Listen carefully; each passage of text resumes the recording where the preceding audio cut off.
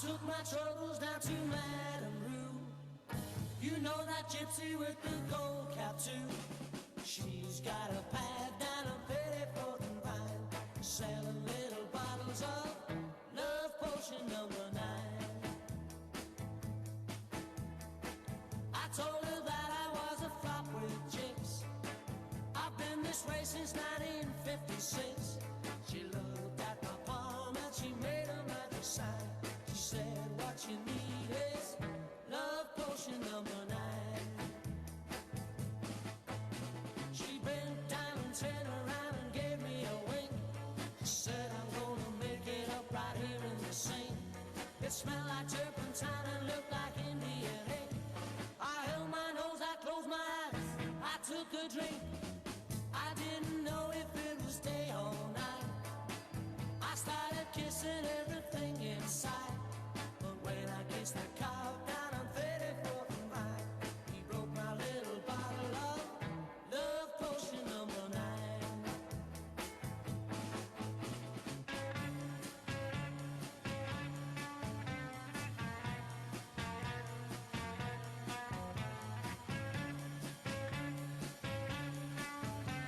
I held my nose, I closed my eyes, I took a drink. I didn't know if it was day or night.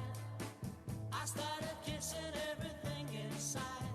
But when I kissed that cow down at 34th and Vine, he broke my little bottle of love potion number 9.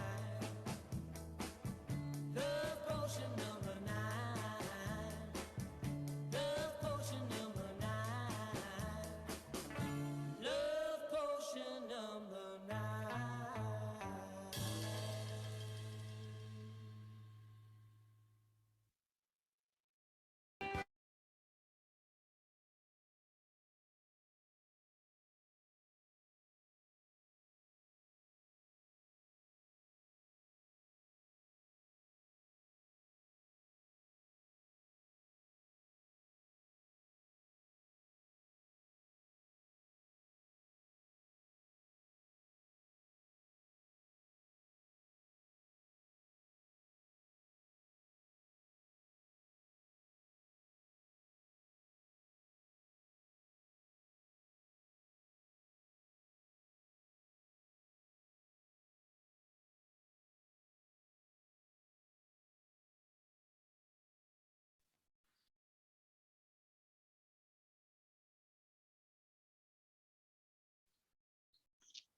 Good morning, ladies and gentlemen. Welcome to the fourth General Membership Meeting of the Davao City Chamber of Commerce and Industry Incorporated.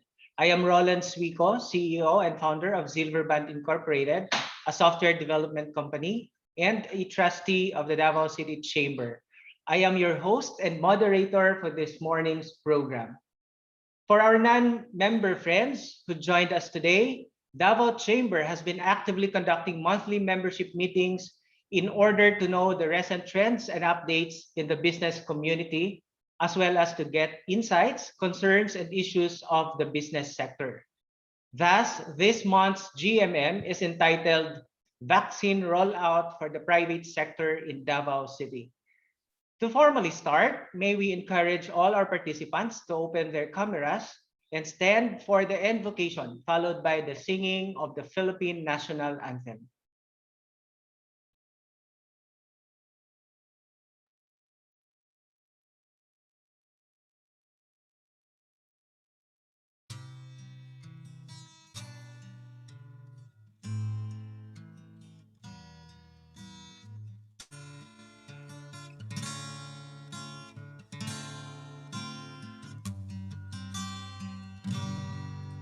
Sikoy ko kamighimo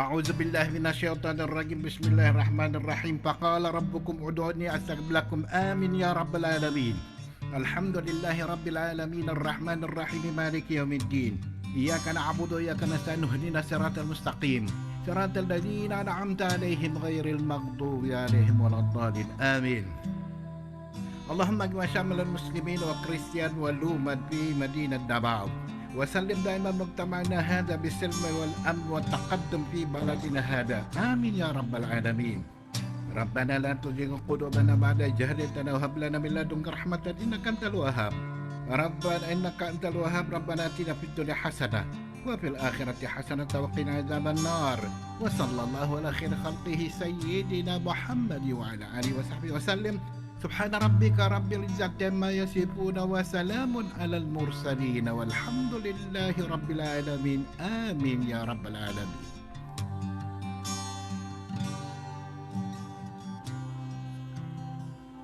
In the name of the Father, Son, and Holy Spirit. Amen. Our most gracious Heavenly Father, we come to you today to praise and worship you and give you thanks for all the things you continue to provide for ourselves and our families. Father, we humbly ask for forgiveness for all the times we have offended you, when we forget to acknowledge your presence in the image of our brothers and sisters, and for moments we fail to be good stewards of the blessings you have given us. Continue to guide and protect each one of us, Lord, that we may always walk in the light of your everlasting love and mercy. Grant us, Father, with your comfort in times of distress and with your strength in times of weakness. Bestow upon us your unending grace and healing, that we may in turn become instruments of gentleness and compassion to others.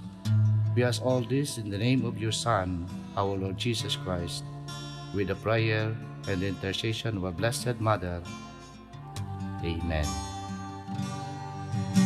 Manama, mawantog ka. Warag po ko ilingkoy ko. O Diyos, kahibulungan ka. Busa ikaw lang ang simbahon ko. Busa ikaw lang ang alagaran ko.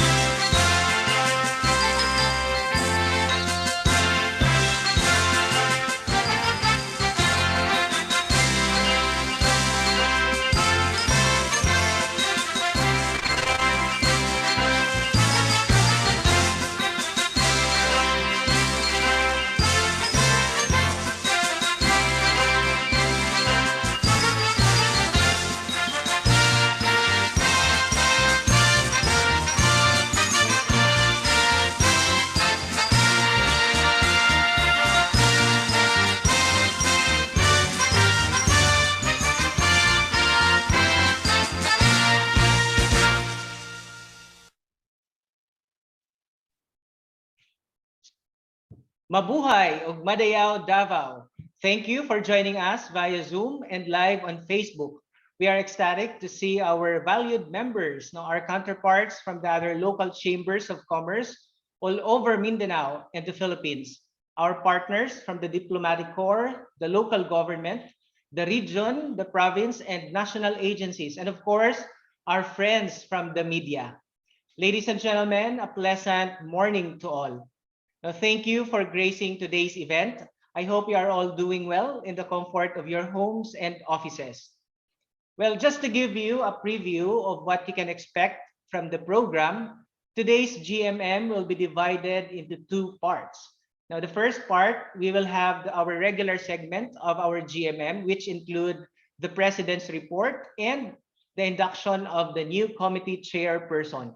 The second part will be the webinar on the vaccination rollout for the private sector in Davao City with our esteemed resource speakers, IATF EID Chief Implementer, Secretary Carlito Galvez Jr., Presidential Advisor for Entrepreneurship, Joey Concepcion, DOH Regional Director, Dr. Annabelle Yumang, and Acting City Health Officer, Dr. Ashley Lopez. And then we will have the open forum. We have a jam-packed morning, no, ladies and gentlemen. So let's get started.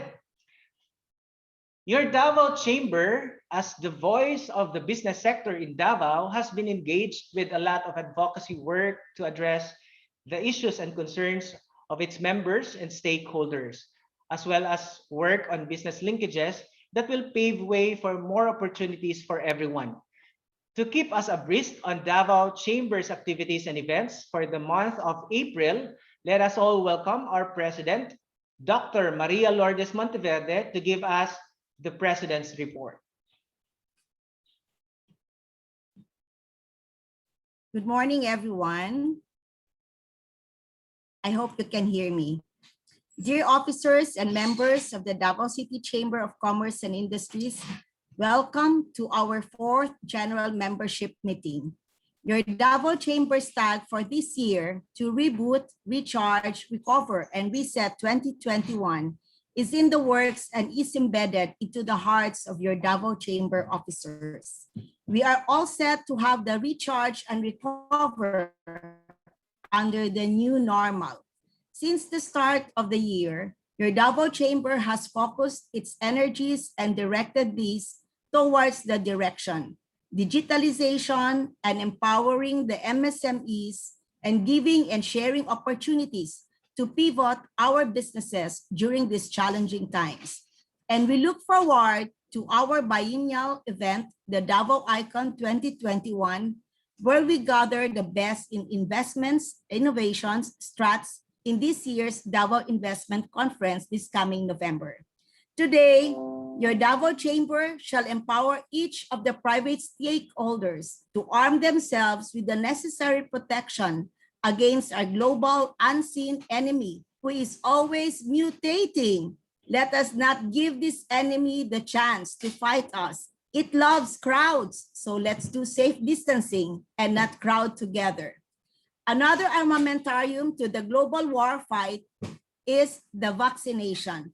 As private stakeholders, let us welcome today's fora on the vaccination rollout for the private sector. And we have our esteemed guest, Cabinet Sec, and also aside from the Cabinet Secretary Galvez that is our guest today, we have the stakeholders from the national level for the vaccination rollout. So before we go to the vaccination rollout, may I request everyone to listen to the President's report voiceover for the April activities, which was actively attended by your Davao Chamber officers. Video, please, and the presentation. Thank you and good morning.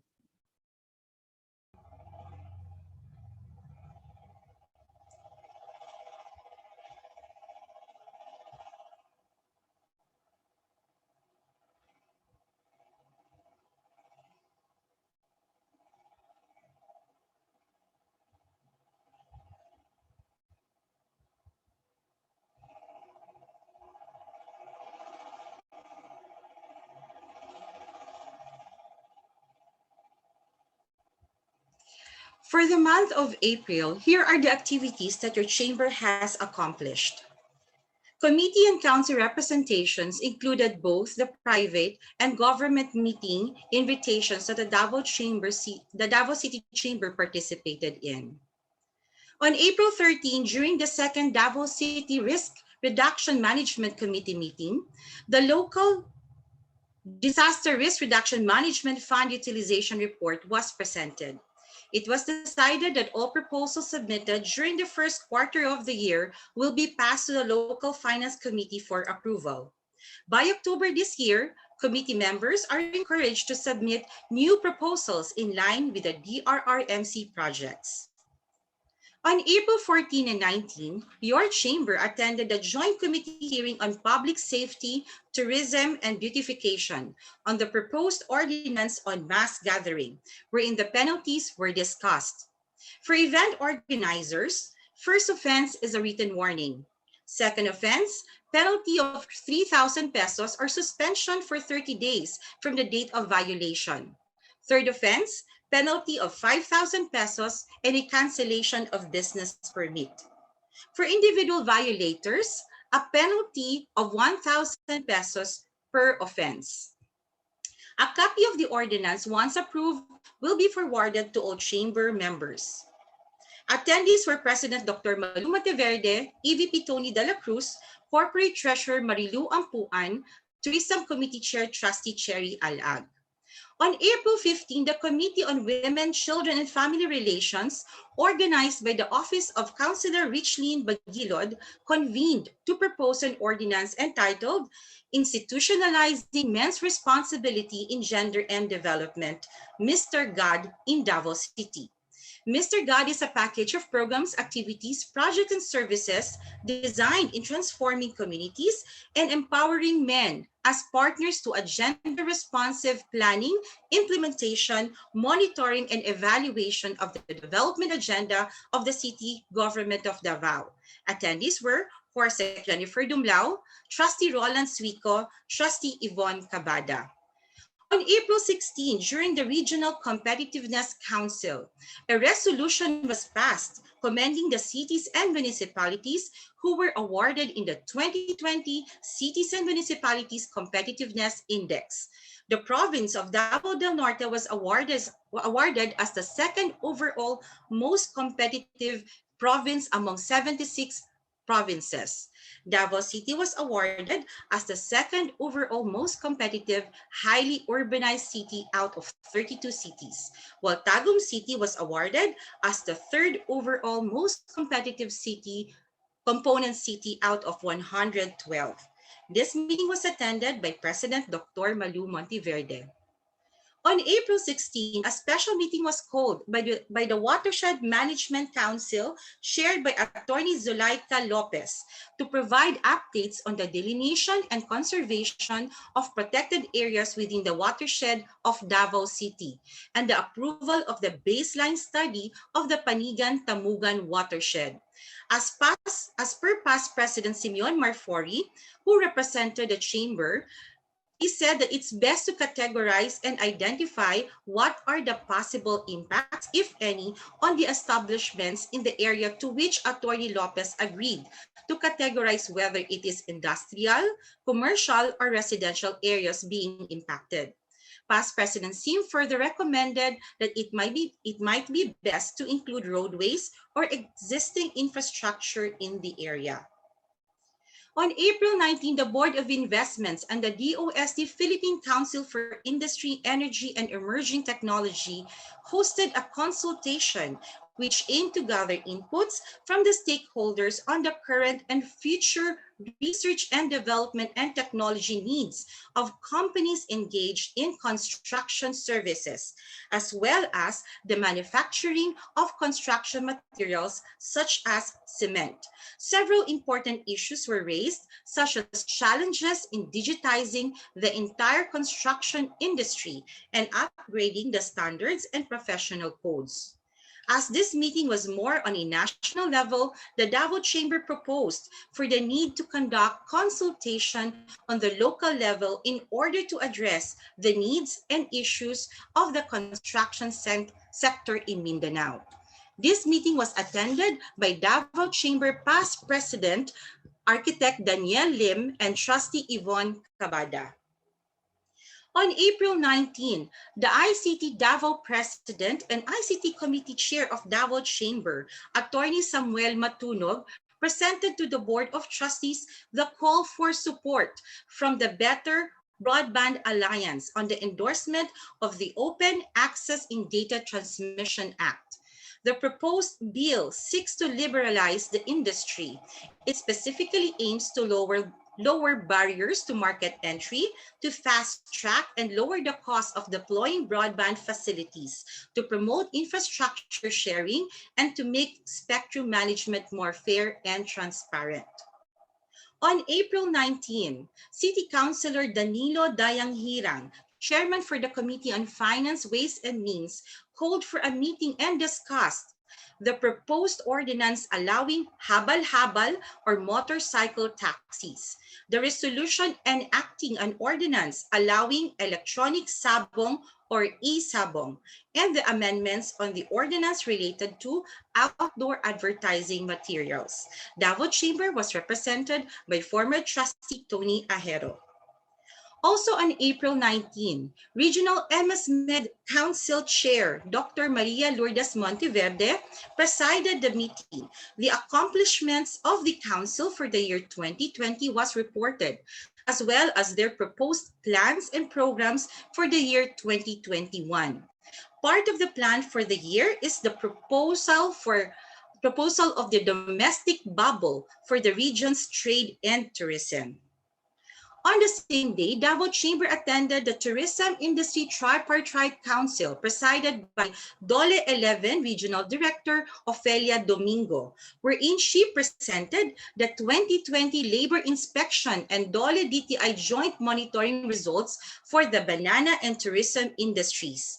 Also, an update on the Camp 2 report was presented. A total of 93,040,000 pesos was disbursed for the tourism sector, while 14,640,000 was disbursed for agriculture. On April 20, during the Regional Tripartite Industrial Peace Council, the DOLE DTI Joint Monitoring results were presented. A total of 4,194 establishments were inspected and monitored in 2020.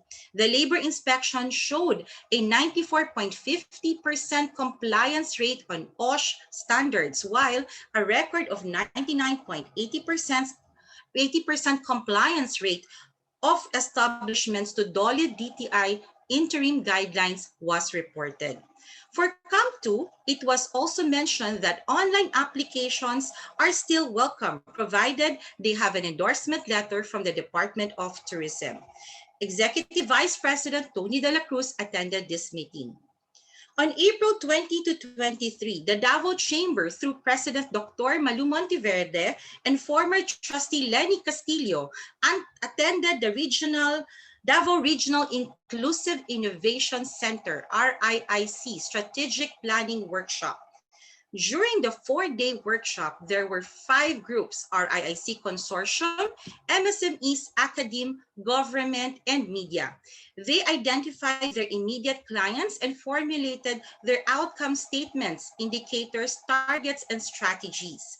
At the end of the workshop, Davao Chamber proposed to be the coordinator on the following items: organizing a technical working group from among the interagency institutions, drawing up key agreements for resource sharing, organizing the secretariat, and setting up a physical office in the Business Development Center in the DCCII building.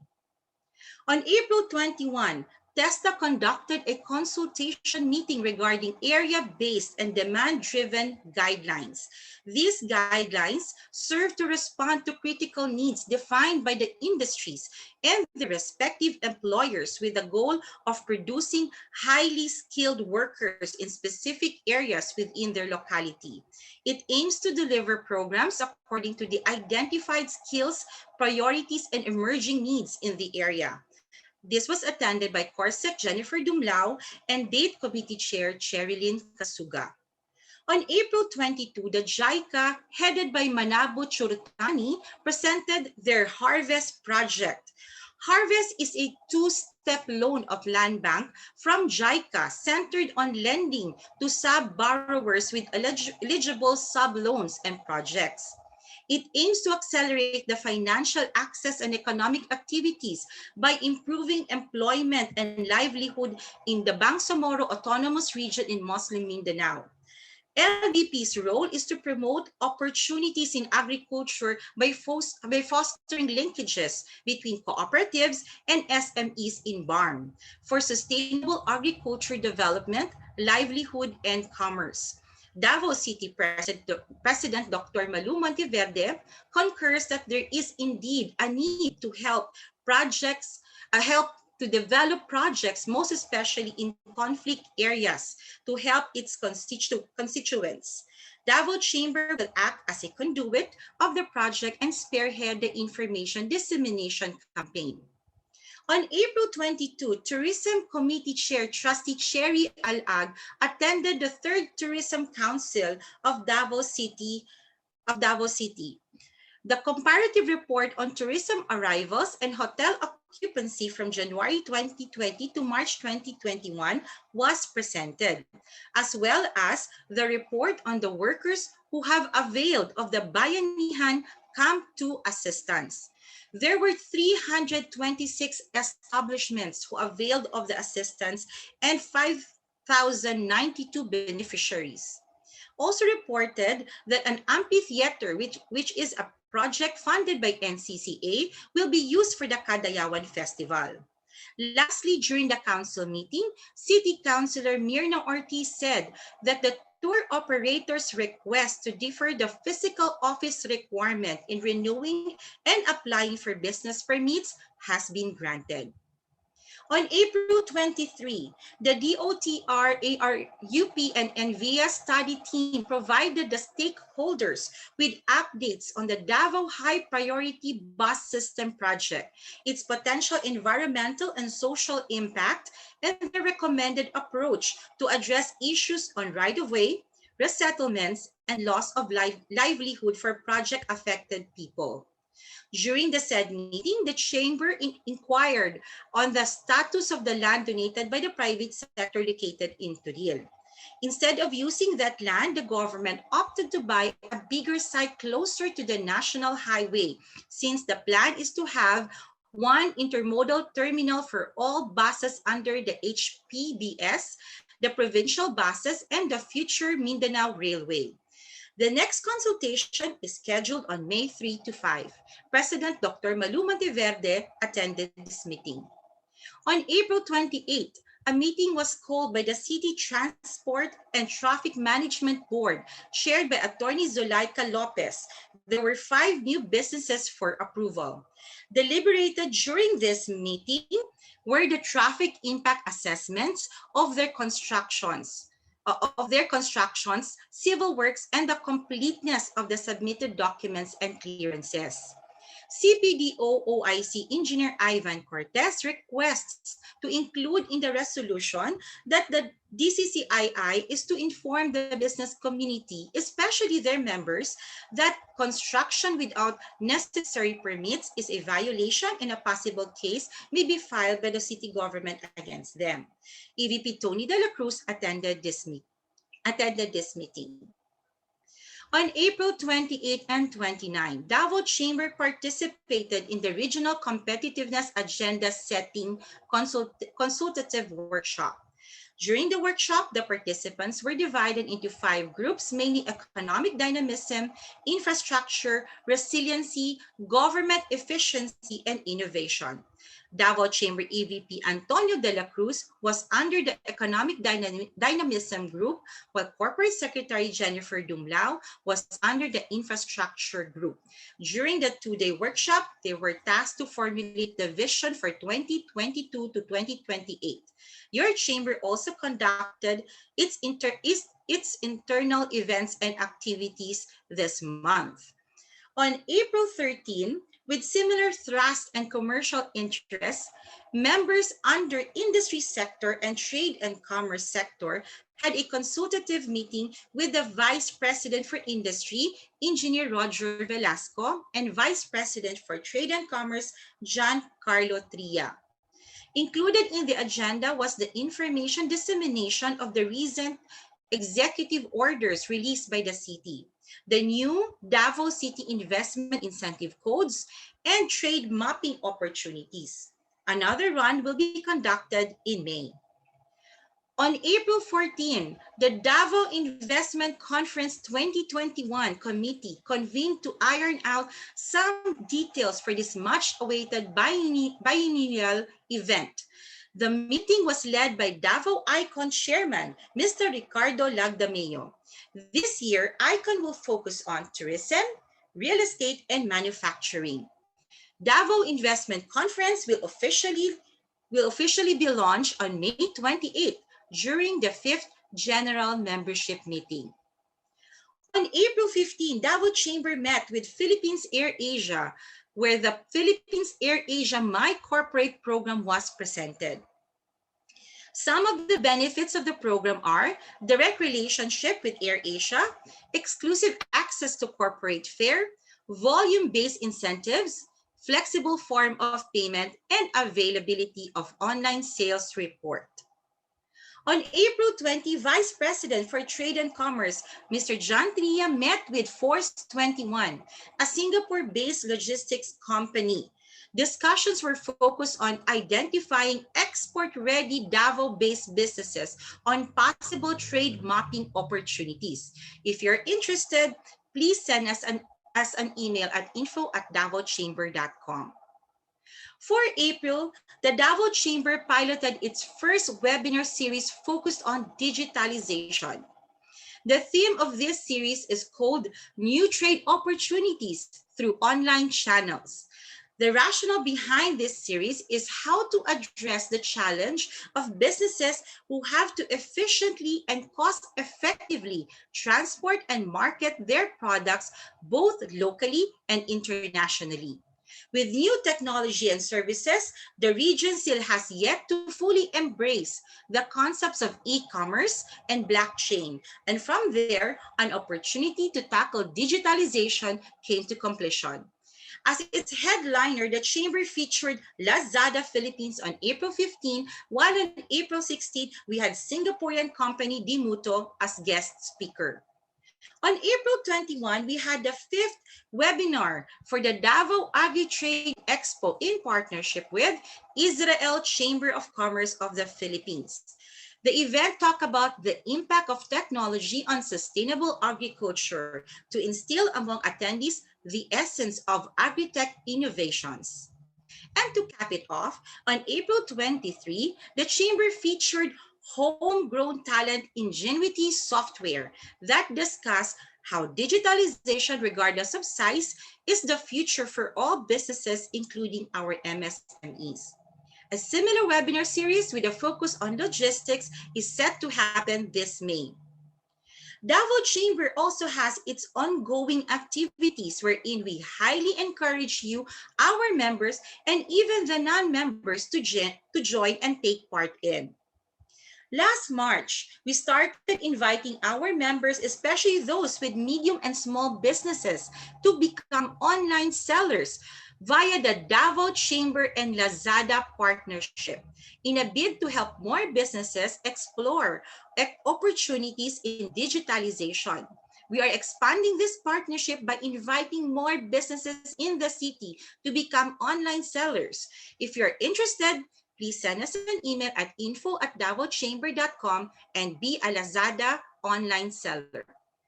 Under the Davao Regional Inclusive Innovation Center, RIIC, we are conducting a business impact survey. Please check your emails in order to get the factual picture of the impact of the pandemic on the business community.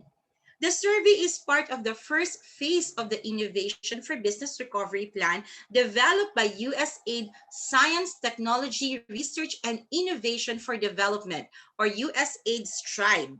Selected companies, organizations who have taken the survey will undergo a series of rapid needs assessment and suggestive next steps sessions in order to guide them, identify their priorities, and assist them in accessing specific innovation programs that will address their needs. For details, you may email at advocacy@davochamber.com, and info@davochamber.com.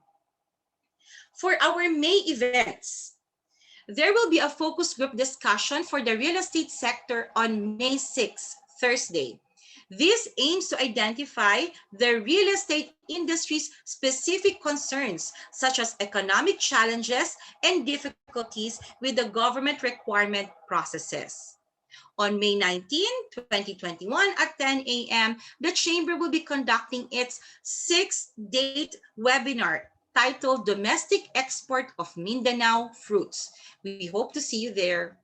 Similar to our pilot event, we shall be having another webinar series, but this time the focus will be on logistics and trade. Tentative dates are May 13, 14, 19, and 21. Lastly, last April 12, 9 groups registered and started their journey towards building a sustainable business venture through the 2021 Next Gen Entrepreneurship Program Cohort 4. This is in partnership between Davao Chamber and the Wadwani Foundation, wherein aspiring and newbie entrepreneurs experience the journey of transforming their ideas into real venture. And good news, Cohort 5 registration is now ongoing. If you want to learn how to set up a business, hone your entrepreneurial skills, and get a chance to pitch your venture to possible investors in just 10 weeks, enroll now. Open for registration until May 10. Learning fee is only 5,000 pesos for a team of 3. Follow us on social media sites, Facebook, LinkedIn for all the announcements. An important announcement: in line with Executive Order Number 18, Series of 2021, an order providing for heightened surveillance and response of COVID-19 cases in Davao City, City Administrator Attorney Zulaika Lopez requests the support and cooperation amongst the business community in conducting surveillance swabbing within their establishments to prevent and control the spread of COVID-19. Your chamber is encouraging you to cooperate with the local government of Davao. Lastly, the call of the business sector is to continue to push our recovery, which will help the recovery and the resilience of our own businesses as we face the reality of continuous change. Always remember that your Davao Chamber will always be with you in this journey. End of President's report.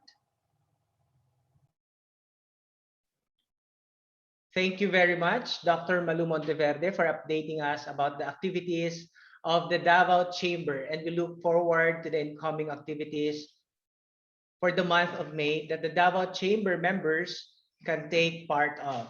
So don't hesitate not to contact our professional management team. Send them an email at info@davochamber.com if you have inquiries. And don't forget to follow us on Facebook, LinkedIn, Instagram, and Twitter for more updates. Okay, so let's proceed. To help our leaders in the chamber in fulfilling our mission and vision, we will witness the oath taking of a newly appointed committee chairperson. To help us introduce the new committee chairperson, may we call on DCCCII's Corporate Secretary, Ms. Jennifer Ellen Dacudao Dumlao, and may we also request our President, Dr. Maria Lourdes Monteverde, to officiate the induction.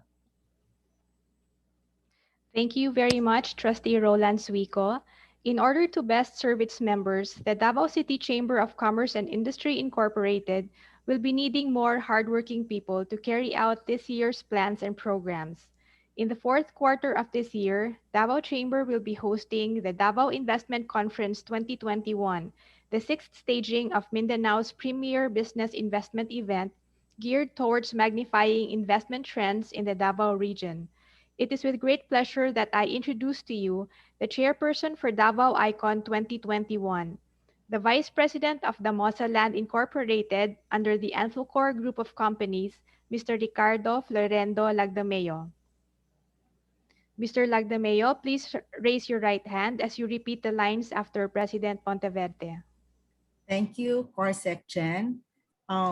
Carrie, we're ready and all set for the Yes, ma'am. Good challenges morning. for 2021. Good morning. Okay, let's go. Please state your name. I, Ricardo Lagdameo, Having been duly appointed as the chairperson of the Davao Investment Conference 2021, having been duly appointed as the chairperson of the Davao Investment Conference 2021 of the Davao City Chamber of Commerce and Industry Incorporated, of the Davao City Chamber of Commerce and Industry Incorporated, do solemnly swear to perform my duties and obligations do solemnly swear to perform my duties and obligations to the best of my ability, without fear or favor, abide Without- and uphold the articles of incorporation and bylaws without fear or favor, abide and uphold the articles of incorporation and bylaws of this chamber, with the aim in view of furthering the purposes of the organization, with the aim in view of furthering the purposes of the organization, advancing the interests of the members of this chamber primarily, advancing the interest of the members of this chamber primarily, and the business community of Davao City in general, and the business community of Davao City in general, and to conduct myself in a manner befitting a good and model member and chairperson and to conduct myself in a manner befitting a good and model member and chairperson, as to continually bring honor and prestige to the organization, as to continually bring honor and prestige to the organization, and that I take this pledge and that I take this pledge with my full commitment and without any reservations whatsoever. with my full commitment and without any reservations whatsoever. So help me God. So help me God. Congratulations, Carrie, and welcome to the Davao City Chamber and to the Davao Investment Conference. Thank you very much. I'll try not to let everyone down. Yeah, thank you so much for accepting. Thank you. Okay. Congratulations to our Davao Icon 2021 chair, Mr. Ricardo Carrie Lagdameo. Let us all give him a virtual round of applause.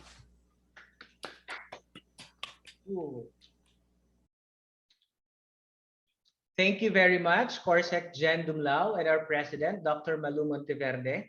We can't wait to witness the official launch of the Davao Icon 2021 at our JMM next month. That's on May 28th. Okay, so that wraps up the first part of today's program. Ladies and gentlemen, you're still watching Davao Chamber's 4th General Membership Meeting with the theme Vaccine Rollout for the Private Sector in Davao City. This 4th GMM is brought to you by Arthaland, Building Sustainable Legacies. Arthaland is the premium green developer of the Cebu Exchange, which is strategically located at the gateway of Cebu IT Park. Daghang salamat, Arthaland. For 2021, Davao Chamber's mission revolves around the theme Reboot, Recharge, Recover, and Reset. And part of the efforts to reboot the country's economy is the development and distribution of COVID-19 vaccines. Throughout history, vaccines have helped the reduction and eradication of some diseases, consequently improving public health and restoring the economy. So the question is, what is the status now of the vaccination procurement and rollout in the Philippines and in our beloved city of Davao? What are the efforts now being done in order to accelerate and evenly distribute the vaccines, especially to the frontliners and vulnerable?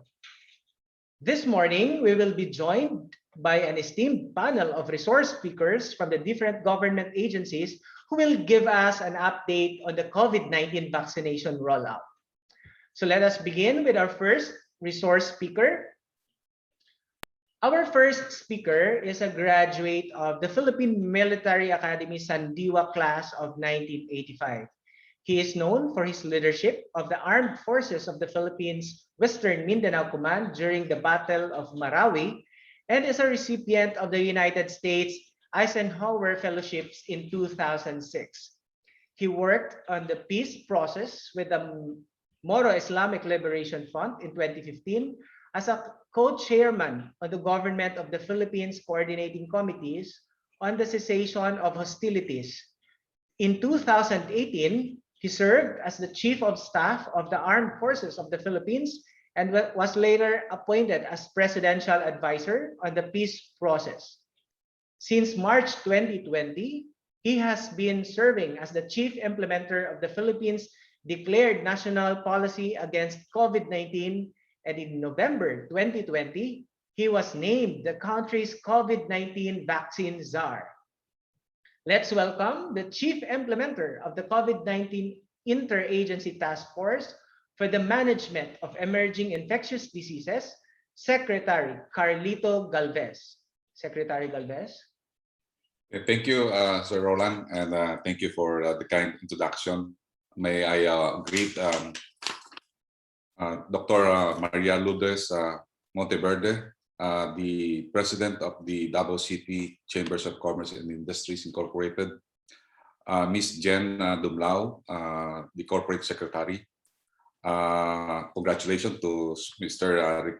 Ricardo Lagdameo, the members of all the DCCII, and also all of our guests, including our panelists, our Presidential Advisor on Entrepreneurship, Mr. Joey Maria Concepcion III, Dr. Annabelle Yumang, and Dr. Ashley G. Lopez. Magandang umaga po, mayong buntag sa inyong tanan. Can I share my slide?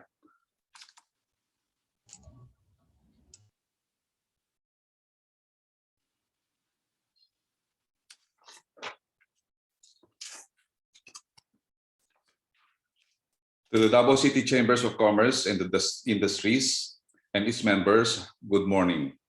Today, I would like to share with you some of the strategies that we have employed and significant updates on COVID-19 vaccine procurement and rollout of our vaccination program.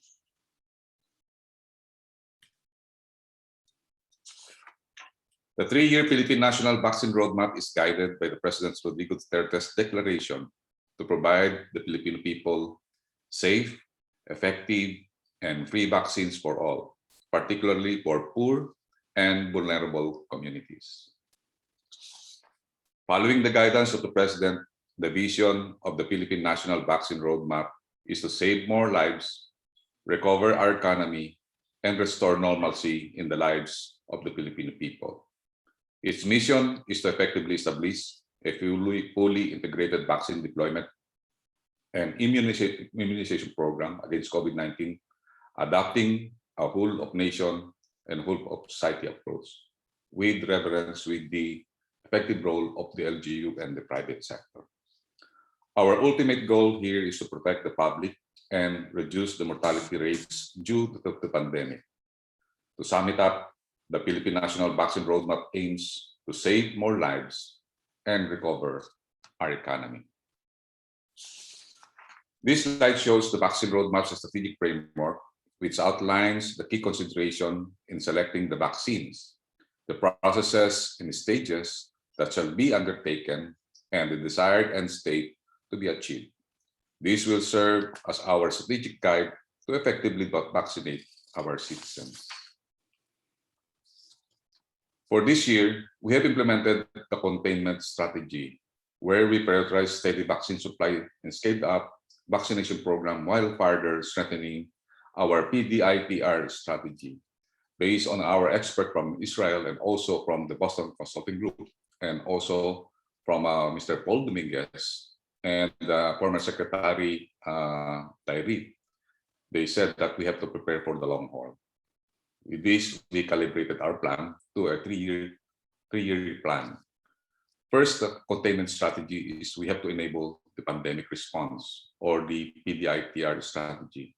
We would like to congratulate Davao City sa pamumuno po ng ating talagang mayor, si Mayor Sara Duterte Carpio. Nakita natin napakaganda ng performance ng Davao. Isa sa mga tinatawag nating model.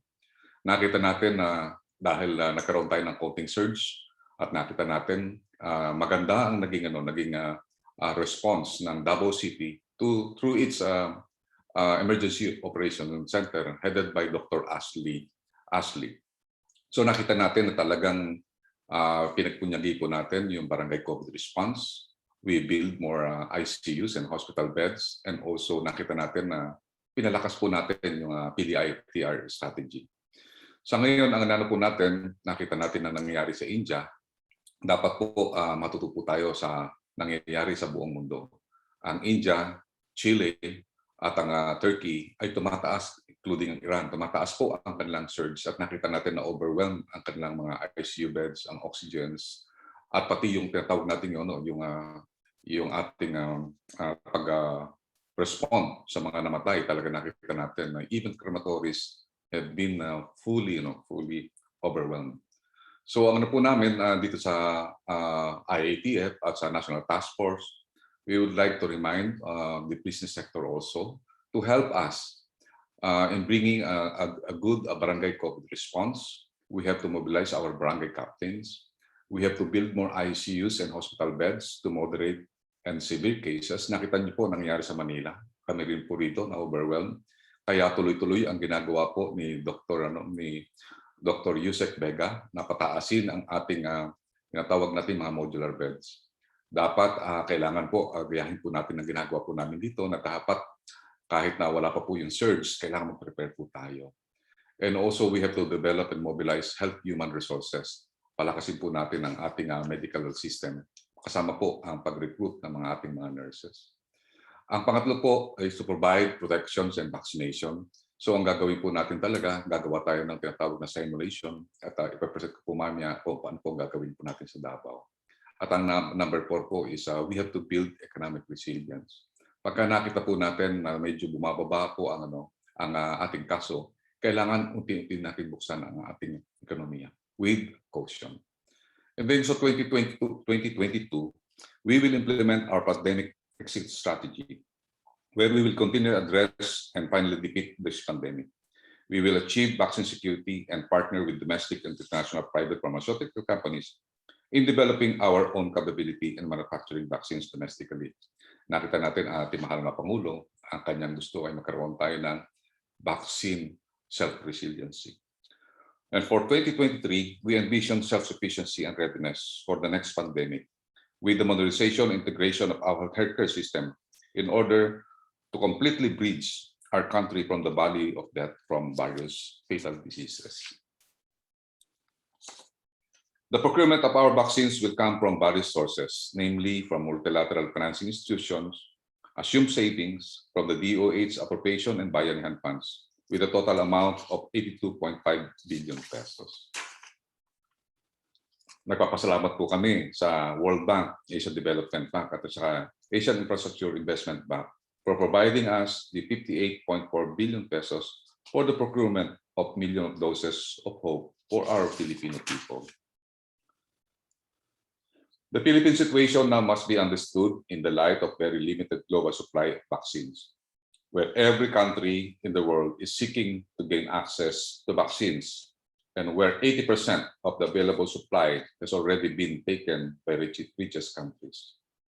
Knowing there is a limited supply, our policy is to build a portfolio of safe and effective vaccines, and working with the private sector and also with the chambers of commerce and our local government units, because gaining access to more vaccine manufacturers and more partners enable us to secure more supply for our countrymen. Given there is not enough supply yet, the Philippine national government's approach is to pool national volumes to get a seat of the negotiation table and secure the most number of vaccine at the best prices with our partners in the private sector and LGUs. Pooling the demand enable us to negotiate lower prices for larger orders. Ito po ang ginawa po ng ating Negosyo at ang ating mga mahal na mga conglomerates dito sa Metro Manila, and also with the LGUs na pinagsama-sama po natin ang ating resources in order to pull in more or less 23 million doses. As part of the national government whole-of-nation approach to deal with limited global supply of vaccine, it has innovated a solution allowing other parties like the private sector and LGUs to immediately purchase, secure vaccine, and augment the country's supply.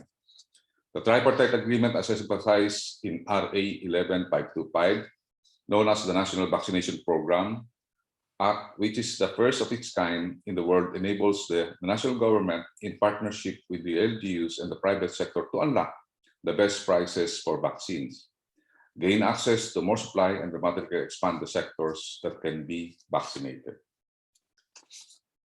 As a strategy to address limited global supply, we have developed vaccine portfolio wherein we simultaneously negotiate with several vaccine makers in order to ensure a steady and secure supply of anti-COVID vaccine.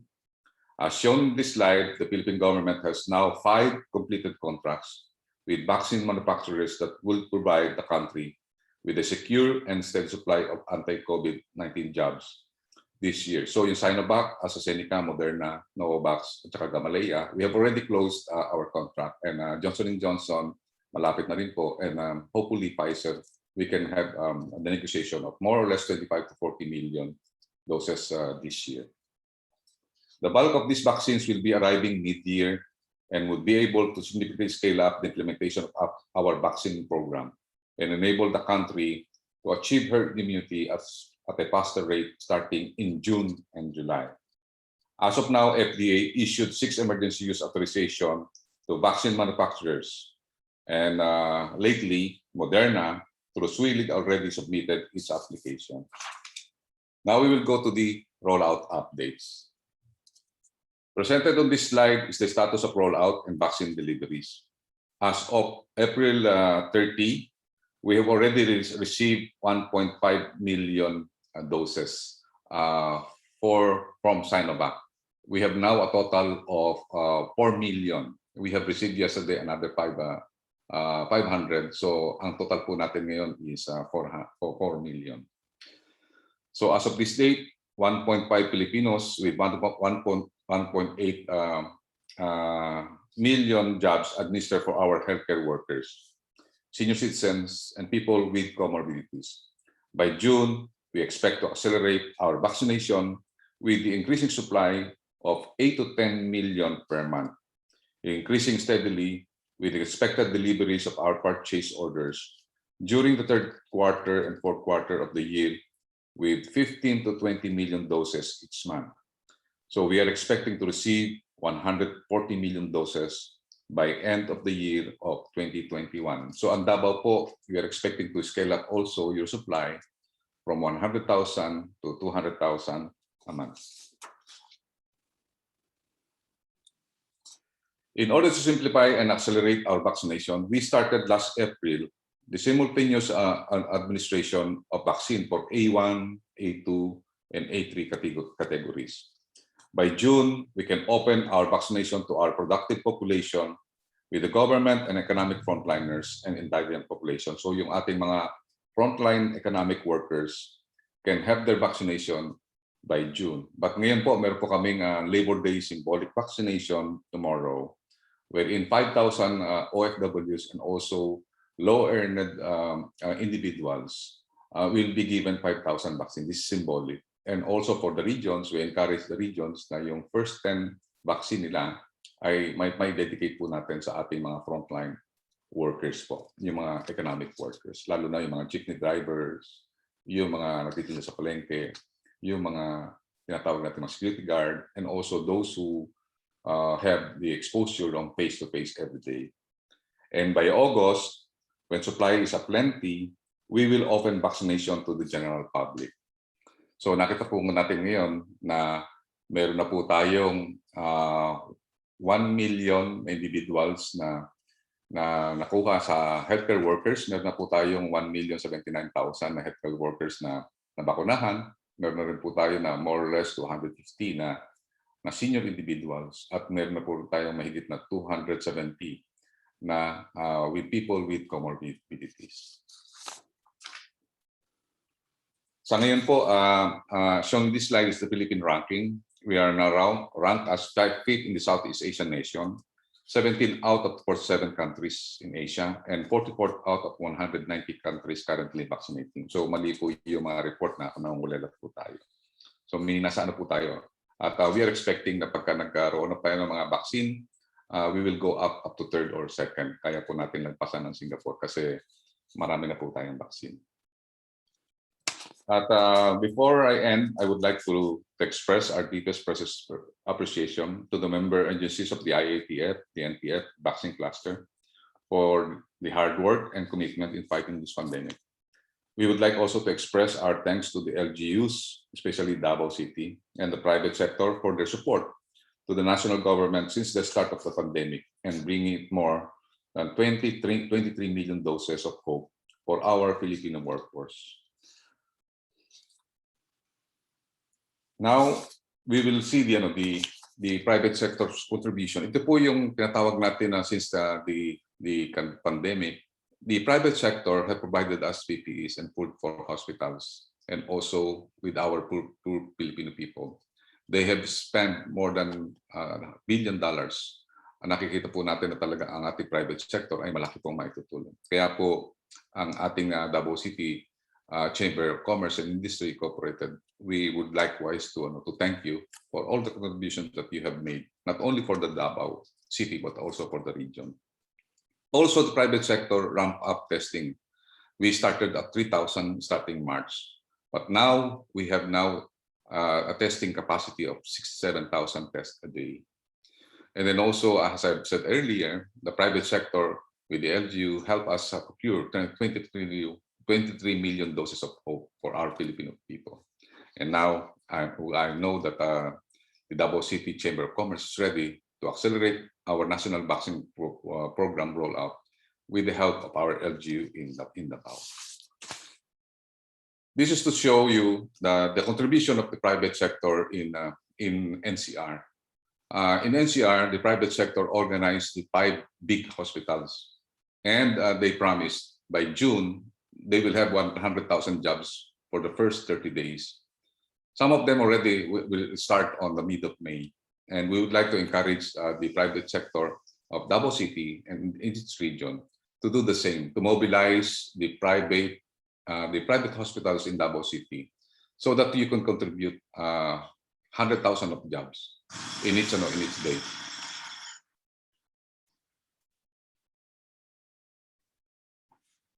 And then the vaccination rollout target for Davao City is that if we have the population of 1.4 million target, the monthly allocation of Davao City should be 200,000 to 250,000 doses. And the vaccination sites needed is more or less 77 sites with 100 jobs per site. The daily jobs that we need is 8,000 vaccine or 50,000 job per week. So with this is a target that we would like to challenge the Davao City medical sector, that we have to do more or less 8,000 to 10,000 vaccines jobs per day, and also more or less 60,000 jobs per week.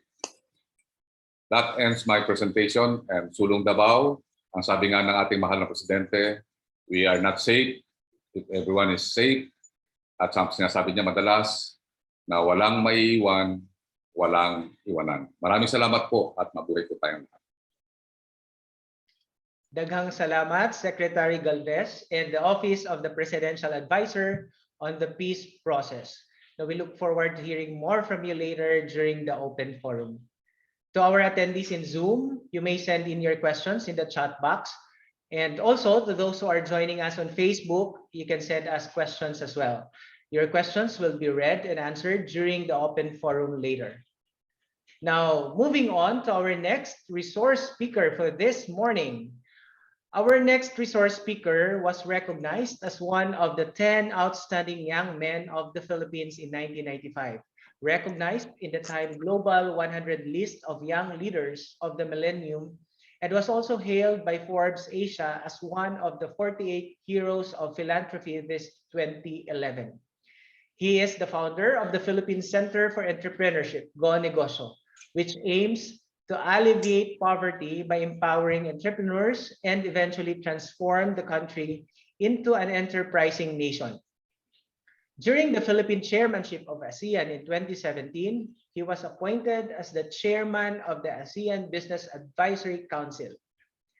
In the advent of COVID-19 pandemic, as the presidential advisor for entrepreneurship, he conceived Project ARC that pushes for COVID-19 testing innovations. Its mission is to make massive testing accessible and affordable in the workplace and in the communities to save jobs, lives, and livelihoods. He also led the A Dose of Hope initiative that secured millions of doses for the COVID-19 vaccine to the country. Ladies and gentlemen, let's all welcome the Presidential Advisor for Entrepreneurship, Mr. Joey Concepcion III. Sir Joey. Good morning. First of all, I'd like to thank the Davao Chamber for inviting me in your event today. Your president, Ms. Maria Lourdes Monteverde. Again, I'd like to acknowledge all the efforts of the public sector, especially Secretary Galvez, who I believe is the right man for the job, being a general in the military. And I credit his efforts for helping us achieve the ability to secure our vaccines. So how did our program, I work as an advisor to the President for Entrepreneurship, and that has been ongoing for the last 5 years. No? This is basically our last year in this administration. And we face one of the most serious problems that anyone has faced. This presidency is facing a situation where I don't think any president has seen such a huge effect that hurts both health and the economy. It was during my father's time where they experienced the war, no? With the Japanese occupying the Philippines and the liberation of us from the Japanese during that time. And my parents were part of that. So in a sense, we are living the same in the same manner, but the only difference is there is no destruction to infrastructure. No? There is none. But basically there is destruction to lives and livelihoods. And that's the big difference. The difference is you cannot see the enemy. Back then, you could see the enemy. Of course, the way destruction is being done is to basically bombs and guns being fired by the enemy. And in this case, there is no such bombs being dropped in our country or no guns being fired at all. But people are getting ill. People are dying, and it is growing. And the solution really here, if you look at it, our biggest problem is the economy. Since March of last year till today, we're hitting May 1 tomorrow, which is Labor Day, which reminds us of, the challenges of many of our laborers that they go through in life. And this pandemic has really created so much problems for our micro and small entrepreneurs. So my role really for the past 15 years when I started Go Negosyo was to really focus on helping MSMEs. And the challenge is creating prosperity for all and leaving no one behind. And that has been ongoing for so many years. And till today, we still continue to perform that role. But now, under this pandemic, many businesses have closed. And I'm sure in Davao, you felt the same thing. Your tourism is greatly affected. Many of your restaurants are also affected. All of those which require social distancing is affected. So what did the private sector do? Last year, we focused on creating visibility. To me, that was the most important, visibility. Why? Because if you don't create visibility, you don't see the enemy. When we started this pandemic, the number of testing was very low. And I remember that because we had a huge event, which was attended by close to 6,000 people in Manila. It was the Women's Summit. And I was in close coordination with Secretary Duque. And from the numbers he told me, the testing capacity was quite low. I think in a way we all underestimated this pandemic to be such a huge pandemic.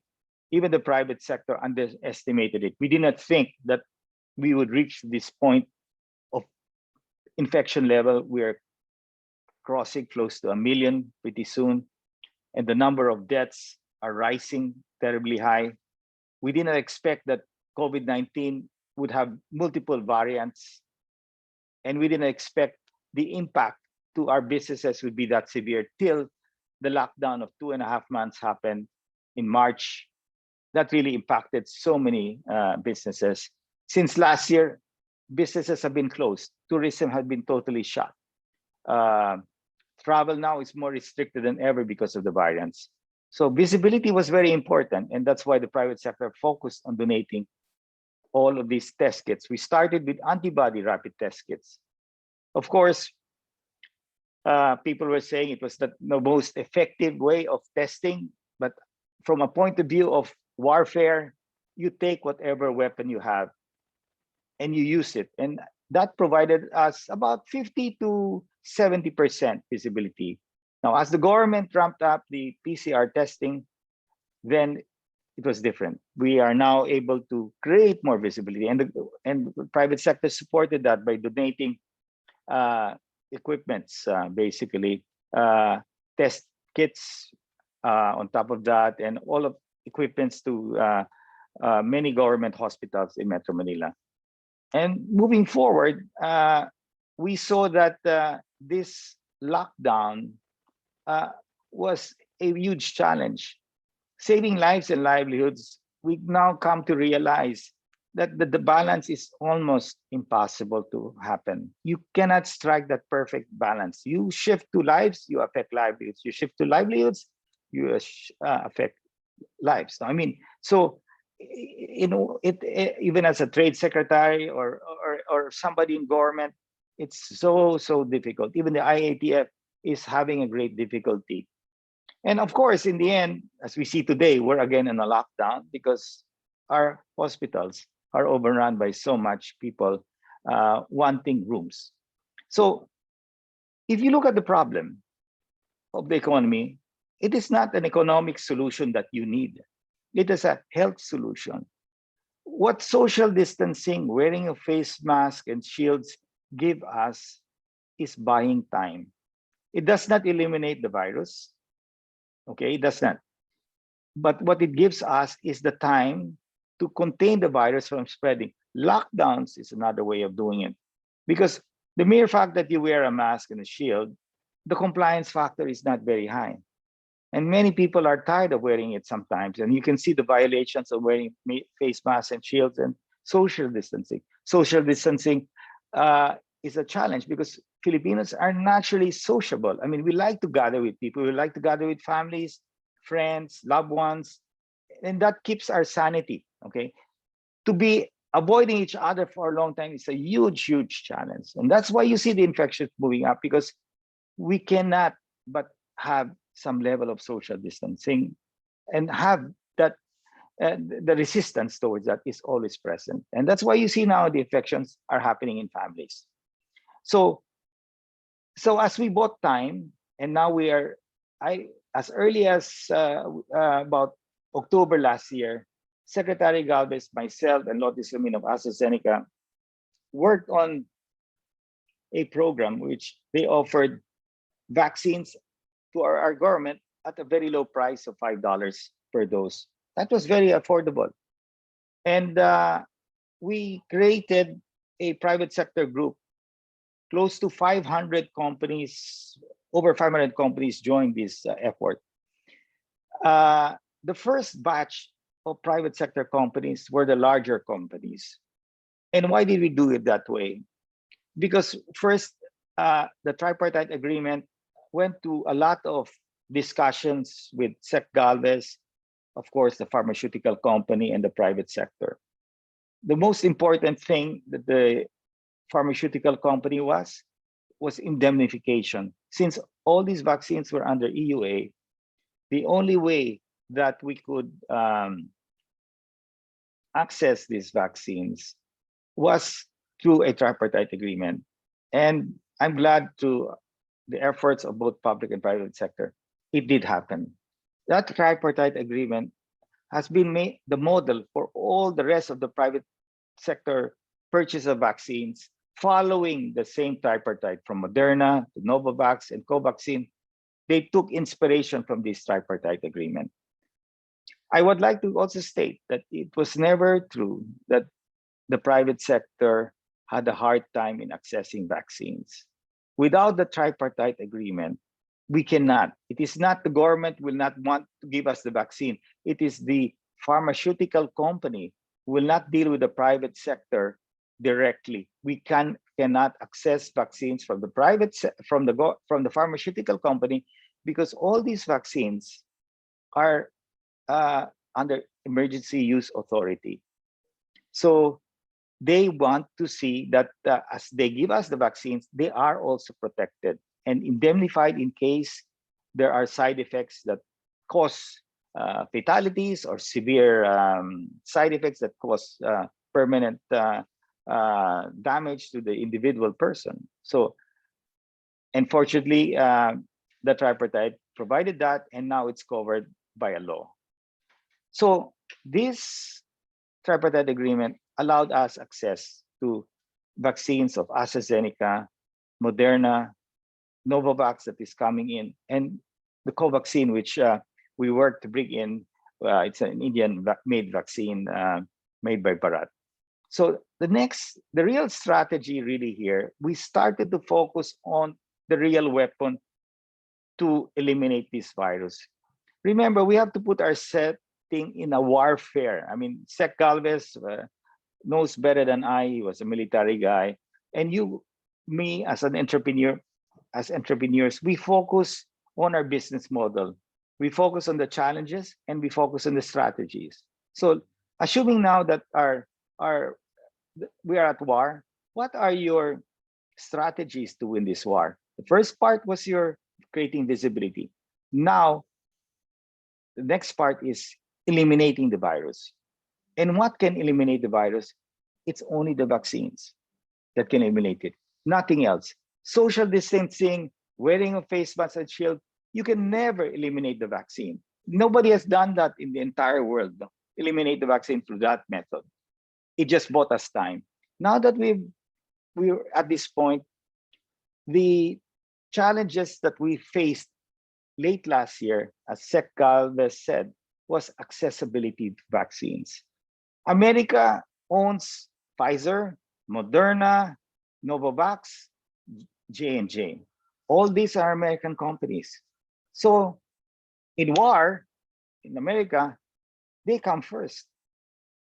So that is a natural reaction of companies or countries that possess their own weapons. And these are their weapons. So they basically used all of this for their citizens first. And now that things are getting much better, they're now starting to divert more supply to the rest of the world. And the Philippines is getting some of them. And this is also true with what is happening in India right now.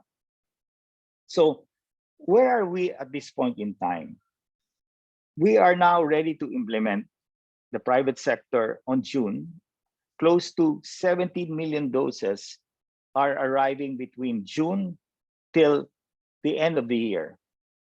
The private sector has, on top of purchasing the doses, we donated half of what we purchased to the government, because we would have not been able to get this program without their help. So we supported the government with buying half of that for them.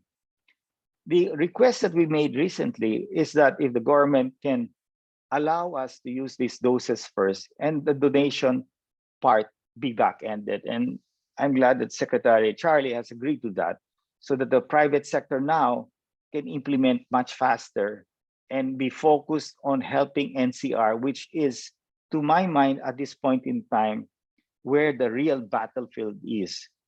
We have to succeed in NCR. Not that because it is the center of the greatest economic activity and more GDP and all of that, it is where we are right now challenged with the situation. Close to what, 14 million people live in NCR.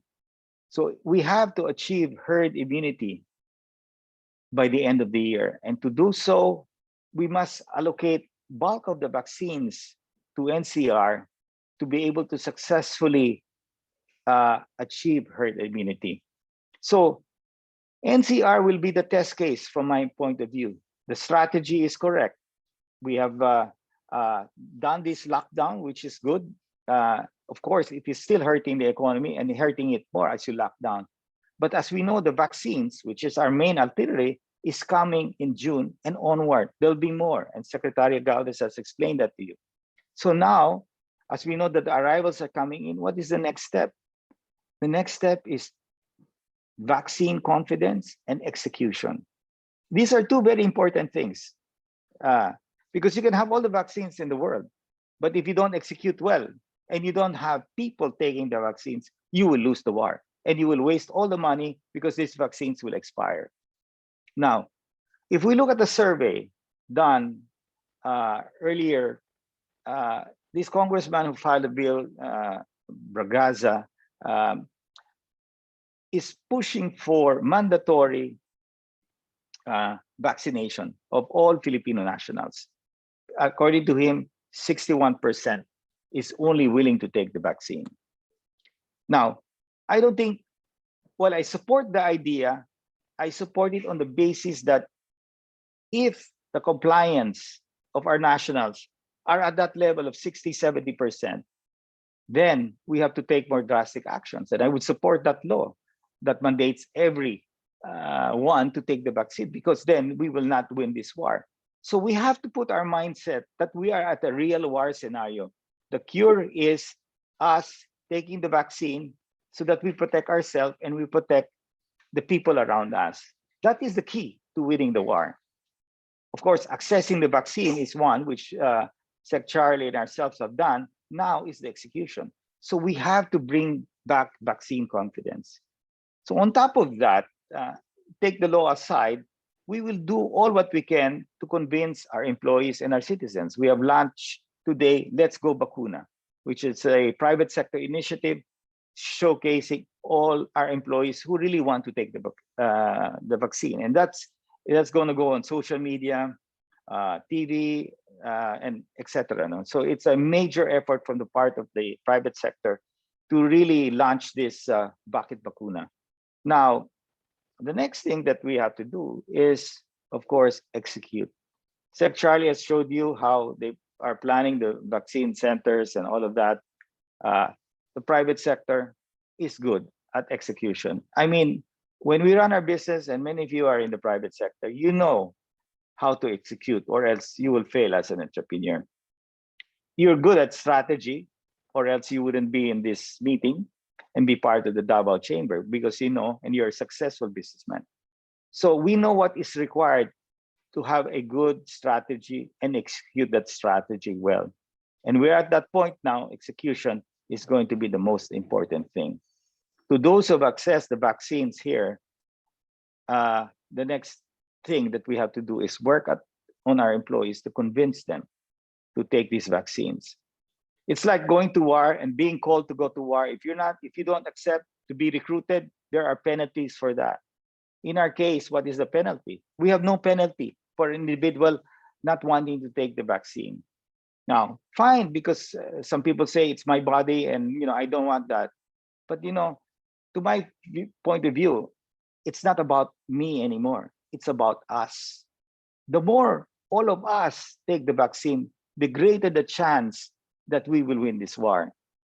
So we have to do our best to convince our employees to take these vaccines, or else our businesses will not open. Our businesses will continue to flounder. Our business will face a situation open, close, open, close. We cannot continue with that. The banking community has lost money in the first run of this pandemic. We hope that with this implementation now, as the vaccines arrive, the banking community sees that vaccine confidence goes up, that they see that the private sector and the government is executing well, and you will see that confidence go up. The bankers now will say, okay, there is light at the end of the tunnel. That means I am willing to start lending. I'm willing to start lending even those who have lost money. And I will extend their payment terms and keep their interest rate low to help them survive. But that is assuming that they see the light at the end of the tunnel. And that is the goal.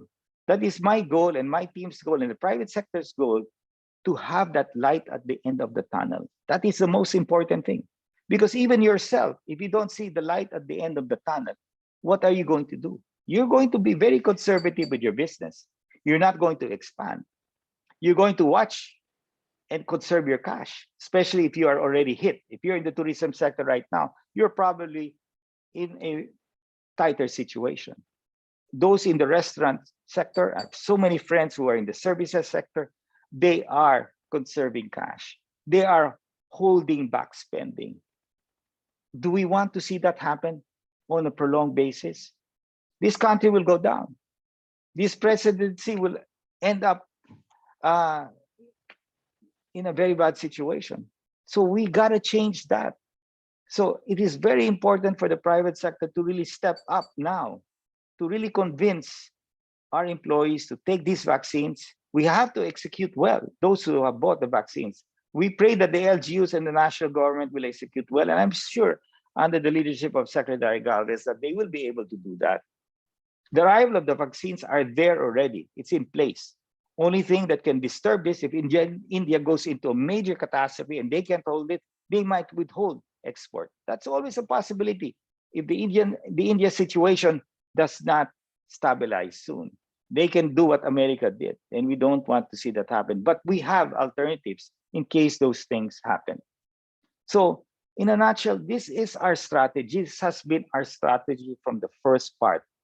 So basically surviving with social distancing, wearing a mask and shield, now winning the war with the vaccine. But key to that is vaccine availability, which is coming, vaccine execution, and vaccine confidence. And then we have a chance. Creating the light at the end of the tunnel will happen if we do our job. Creating the light in the tunnel gives hope to our consumers. They will want to spend more if they see the light at the end of the tunnel. Ourselves, we will be more confident that our business will make it. The bankers will start lending money. And in the last quarter of the year, as we all know, this is the strongest quarter in 12 months, your last quarter. Christmas spending. Election spending will happen because that we have next year, the presidential election, which is a big event. So people will want to be happy. So as a politician, if I were running, I would want to make my constituents happy. So I will make sure that they will be supported during this quarter. So, and of course, we have the economic stimulus of the government. That is happening as we speak. So all of these things happening, it can only work. All of these things of election spending, consumer spending, and government stimulus will only work, again, if we succeed in vaccine implementation, because that is a real weapon. If we fail that, whatever you do, your fourth quarter is dead. So we have a chance to turn around and start that economic boom in the fourth quarter, and 2022 will be a great year for us. So this is why it's so critical. I look at it, and that's why the private sector is so much involved at this point in time, because we are being affected. You, I, and everyone, except for those who are in the essential sector in food, fine, we're all doing well. But those that are not in those sectors that are essential are not doing very well. So let's do our best to really make sure that who we control, our employees, and the people around us, our friends, and all of that, let's encourage them that there is hope for the Philippines, especially in the last quarter. We execute well, and we bring back vaccine confidence. And even if we achieve 80, 85, 90%, that will be good. But if we're at the 60 to 70 or 75% won't work. To me, ideally, 90% of our people should take it. And if that doesn't happen, then the government will have to come out with a law mandating every citizen to take that vaccine, or else we will all fail. So again, I'd like to thank the chamber for inviting me. I hope I'm not a doomsday person. I am a very optimistic person. But optimism has to come with careful planning and a great strategy. Then we can be more optimistic. And I want everybody to be more optimistic, because that is what gives hope to everyone. If we sulk and look at our problems on a day-to-day basis, nothing really happens with that. We just get more frustrated, demoralized, and that is the last thing we have, a demoralized army. Remember, we are an army fighting COVID-19. We have to have the motivation, the spirit to fight. We have to have the vision, and we have to have the energy. Okay, so that's very important. And the private sector, who starts the business and employs people, is very critical in this warfare, because you and I and the rest of us comprise what we call the economy. So if we fail, then many people will lose their jobs. When people lose their jobs, you will have more community pantries. And great, the community pantries, but community pantries are a reflection of the crisis that we're in. So the greater number of community pantries, that means there are more people going hungry. So we want to bring back the life of normalcy. And we play this significant role this year. And I hope we all succeed. Again, thank you very much. Thank you very much, Presidential Advisor Joey Concepcion and the Office of the Presidential Advisor for Entrepreneurship. We'll be asking you to join us again later for the open forum. Now, moving on, ladies and gentlemen, a third speaker for this morning echoes the essence of service, dedication, and compassion. Her achievements, even when she was still a student, are truly commendable, as they mirror her great sense of commitment, hard work, and passion.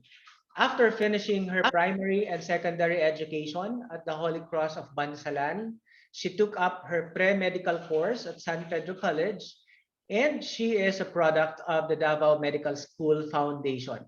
Our speaker spent her life immersing in the grassroots beneficiaries of the profession as a rural health physician of Matanao and Bansalan, Davao del Sur.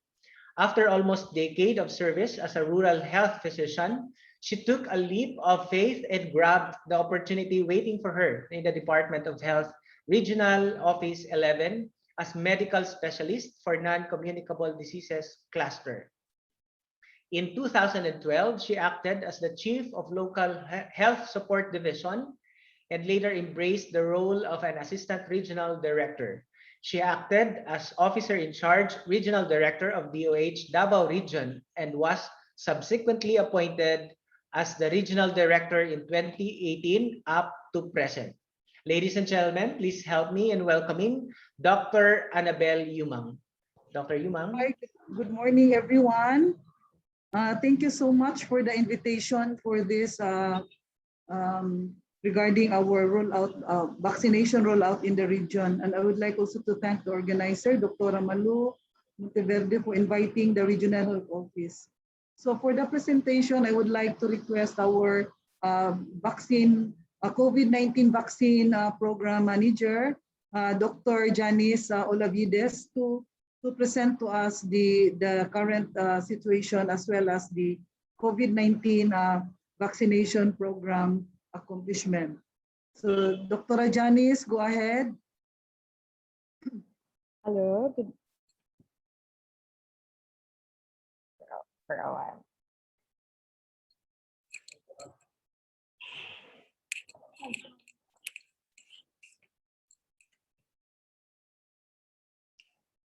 Okay. Hello, good morning ho sa lahat. I will be presenting today latest updates of the COVID-19 situation. And, hello? All right. Can everyone hear me? Hello? Yes, ma'am. Loud and All clear. right. All right. Thank you. Okay, so good morning ho sa lahat. In behalf of our RD Annabelle Yumang, I will be sharing the latest updates on the COVID-19 situation and also the updates for the vaccination activity.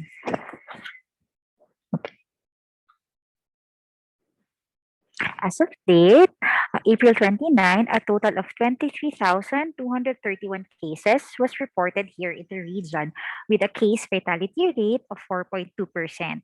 Of these cases, 92.6% have recovered while 3.2% are still currently active cases natin. For the breakdown per province in terms of total cases, it's Davao City with the highest numbers, followed by Davao del Norte and Davao del Sur. In terms of active cases, it's Davao City, followed with 273, followed by Davao del Norte at 251, and Davao de Oro at 121, with a total of 750 active cases for Davao region. Okay, this slide shows our weekly cases. And as per the trend, since the beginning, let me reiterate that we have two observable surges of cases. First surge was in October 2020, followed by a surge in January 2021. Now, the trend of our daily cases shows that for every event, there is a lifting. When there is a lifting of a stricter restriction, it follows that there will be a surge of cases. Now, in the past weeks, if you look at the rightmost, the trend shows that Davao del Norte has contributed most of the new reported cases.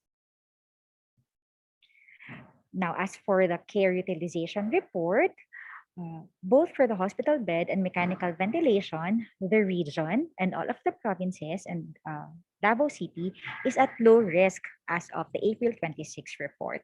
So with this, we highly reiterate that we still have to follow our DIDA campaign, still have the wearing of mask and our physical distancing and all other protocols.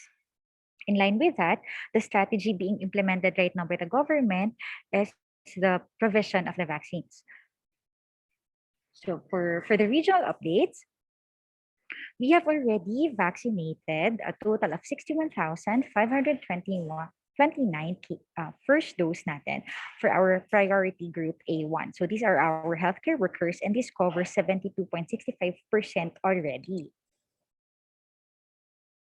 With that, we have to take a look now on why we have not yet covered all of our priority group A1. It's because most of the vaccines being delivered in the Philippines or arriving in the Philippines is being provided or allocated to the NCR Plus bubble, knowing that there are a lot of cases right now. So 78% was allocated in the NCR.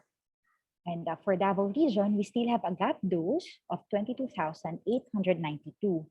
So in line with this, this is good news. We already received a planned allocation to Davao region in the form of Pfizer and Sinovac. And we will be updating everybody through our Facebook or in communication dissemination as to when these doses will be arriving here in the region.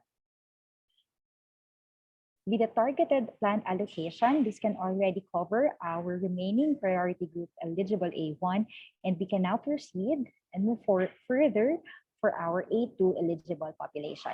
When we say A2, these are our senior citizens. Okay. Now let's take a look on the fully vaccinated individuals, knowing that right now we have the Sinovac vaccines and we have already due doses for our priority eligible A1, and we have already covered 16,450 out of the total first dose vaccine needs. We have to bear in mind that we need to factor in the interval, and that's why we have not fully covered all of these first vaccinees because of the interval of their doses. Okay. Now, when it comes to vaccination, we also need to discuss any adverse events following immunization. So right now, we have a total number of reported AFI cases of 1,104, out of which it's 1,084 with non-serious events and 20 for serious reports other than death, with a cumulative percentage of 1.8%. For the manifestations of the reported minor AFI, it's mostly rash that were the reported manifestations, followed by local site reaction. There's body malaise, abdominal pain, and there's shortness of breath or chest tightness. So these are all resolved already. Mostly, the minor AFIs are reported among 30 to 34-year-old individuals, followed by the 25 to 29 age group, and mostly reported among females. Now, for all of our serious cases, right now, there were mostly due to hypersensitivity, all were discharged and recovered. So with that, we have to proceed on the current issues and concerns that's being raised here in the region, and here are the answers. For the status of the AstraZeneca, so last April 25, the latest release was that we have a temporary suspension of the AstraZeneca for persons below 60 years old. It is still in effect, and we will await for further guidance from the Central as to the latest update for the AstraZeneca. For now, we confine the AstraZeneca for our priority group A2, which are our senior citizens. With a concern on the rollout of the vaccine, as per advisory number 31, we need to remind everybody that we do follow this prioritization framework and that we are still vaccinating our prior group A1. And we can forward our vaccination to A2 and A3, the persons with comorbidities, provided that enough measures have been implemented to allocate and vaccinate the prior A1. And we will still wait for our turn before proceeding to the next priority eligible. Okay. And then we released a regional advisory wherein if a municipality or a district states that they have already exhausted vaccinating their prior A1, they may proceed now to the priority eligible A2. Okay. And these are the targets that we have for the senior citizen. A total of 353,268 senior citizens are for vaccination, with bulk of the vaccines here in Davao City. And that is why there is a need for private sector involvement also to help us out in the vaccination for this next priority eligible. Okay, now with regards to the frontline workers, aside from our health workers, we have the A4 prioritized group, and this was released by the IATF and DOH. And as you can see from A4.1 to A4.7, it covers most of our frontline workers, which includes already our commuter transport, our public and private wet and dry market vendors, workers in food, beverage, medical and pharmaceutical products, those workers who are in food retail and financial services, hotels and accommodation, our priests, pastors, and our security guards are personnel assigned in the establishments or offices, frontline workers in news, media, both private and government. A4.10 covers our customer-facing personnel of telecoms. A4.11 are our frontline personnel in basic education, our OFWs, frontline workers in law and justice, government workers in operations of government transport system, and in addition with our tax collection workers, diplomatic community and DFA personnel, and also DPWH personnel. So this covers our priority group A4. Now, moving further, those are we highly reiterate the prioritization framework as in the government side, and we will be updating everybody as soon as we move forward for the next priority eligibles. Now, we have received already an EUA, or the Emergency Use Authorization, for the Gamaleya vaccine, and that if we want to peruse, we do have an accessible sites for or links for this Gamaleya guidelines natin. So what's pertinent to this is that for the Gamaleya vaccine, there are two forms. We have the frozen and the liquid form. And for this, there is a need really to coordinate with the local government health units and or the Department of Health as to the procurement or possible procurement for these vaccines. Okay, and why is there a need? Because of the cold chain storage for this vaccines yon. Okay. Now, this is the updates from our National Vaccine Operations Center as to the allocation for the Gamaleya. And although stated here, or this will be allocated to the NCR, but we are still waiting for the final guidance also from our central office. Okay. In addition, for the Gamaleya, we also have an EUA already for the Johnson & Johnson.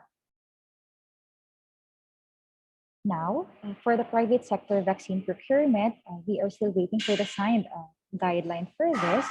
However, at the regional and at the local government health units, we are already providing technical assistance as to, number one, how to procure the vaccines. So here are the list of contact persons for the vaccines which are available for multi-party agreement for the Gamaleya, the Novavax, and the Sinovac Moderna. And herein also is the NTF Coordinating Committee Director Carissa L. Cruz, wherein the private company who wanted to procure the vaccines can directly coordinate with these contact persons.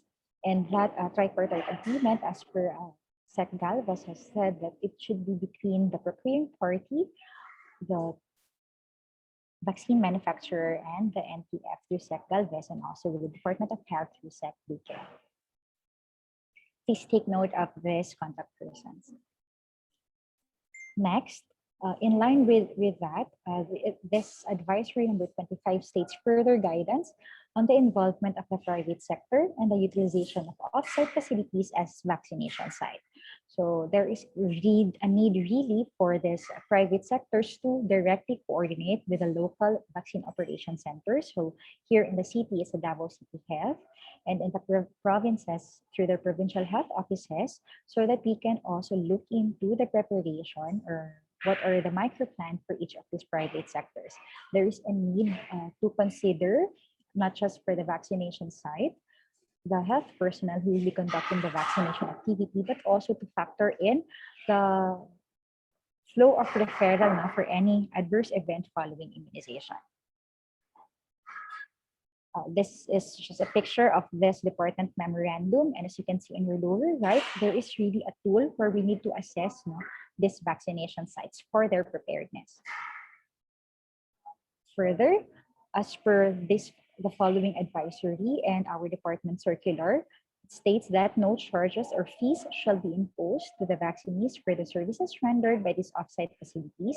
And second, with the vaccines under EUA, these are not strictly allowed for selling. And for our Muslim brothers and sisters, they were asking if this is halal. Yes, this was released by the Office of the Mufti and Executive Director. The COVID-19 vaccines are halal. In addition, the question is, will the COVID-19 vaccines break my fast? As per the Office of Mufti and Executive Director, the COVID-19 vaccines does not break one's fast.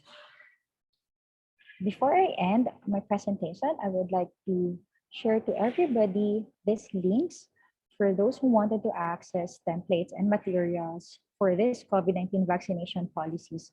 Kindly do access this site for everyone to be updated on our COVID-19 vaccination. So with that, I end my presentation and thank you for listening.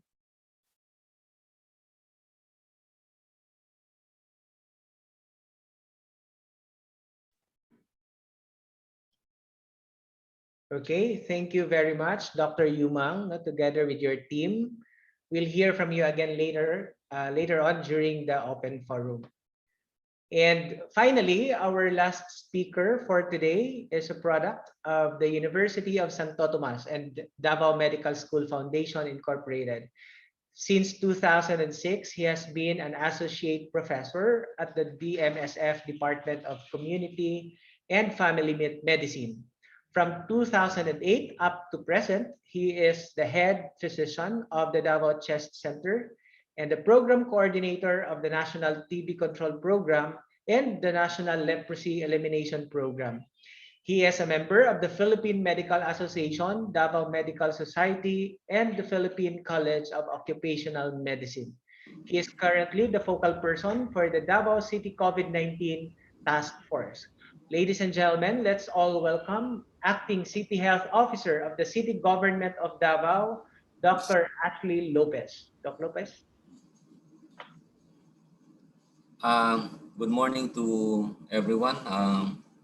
Congratulations ahead to the DCCII headed by our President Dr.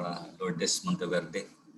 To our officers, to the distinguished guests, particularly Secretary Carlito Galvez and Joey Concepcion, and to the other participants of this webinar and meeting, DCCII meeting. Magandang umaga po sa inyong lahat. I will represent the Davao City in terms of the situationer and the vaccination rollout. So, share screen po.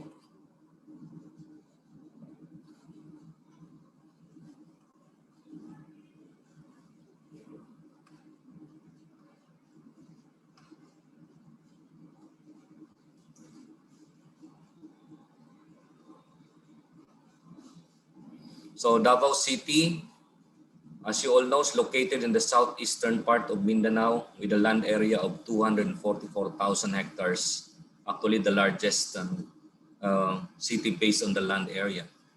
Our total population, projected population for 2021 is at 1,856,982, composed of 3 congressional districts and 182 barangays.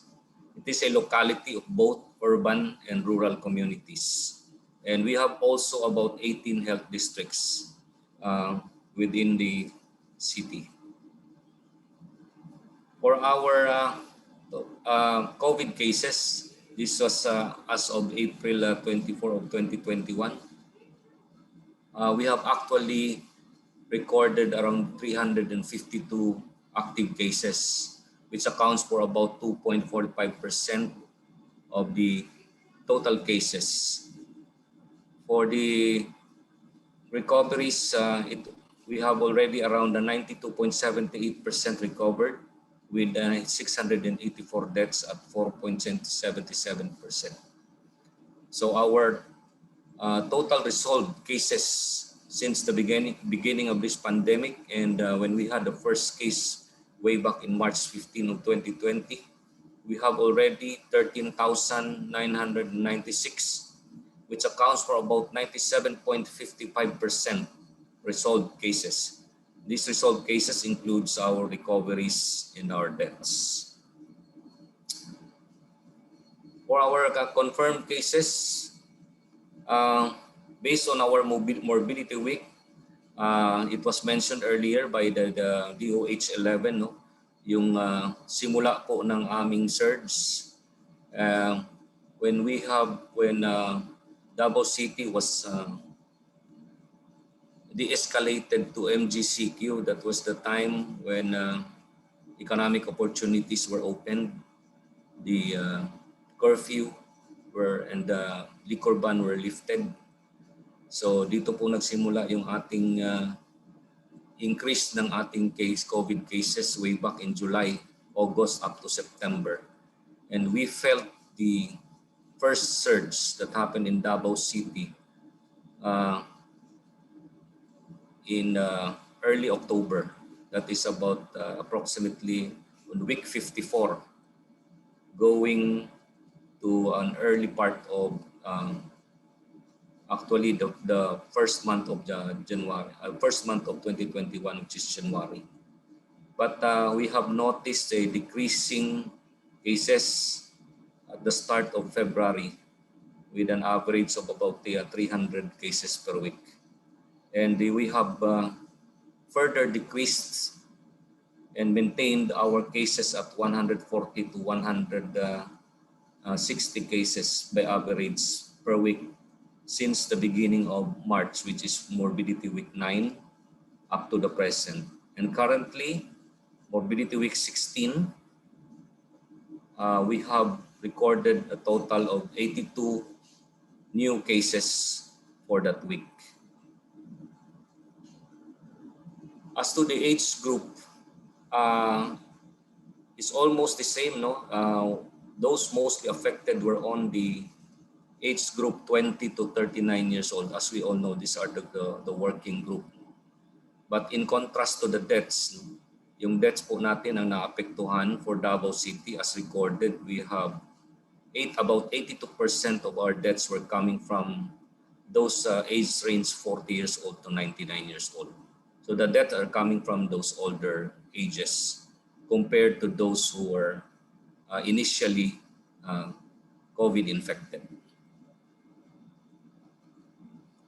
For COVID testing in Davao, since we pursuant to Executive Order number 18, in which we have yung ating pong heightened surveillance and operations of COVID-19 in Davao City, which was implemented way back and enacted way back in March 26. Together with the release of Executive Order number 20, which is the mandatory swabbing of F1, F2, and F3 up to the third generation contacts. And just recently, the city mayor ordered the release of and the enactment of Executive Order number 22, which is the mandatory swabbing for our public ground vehicles, including delivery services. So with these three implementation of executive orders, we were able to test around an average of about 1,200 to 1,500 tests per day, compared to the previous test when we have about 500 to 600 testings per day by average.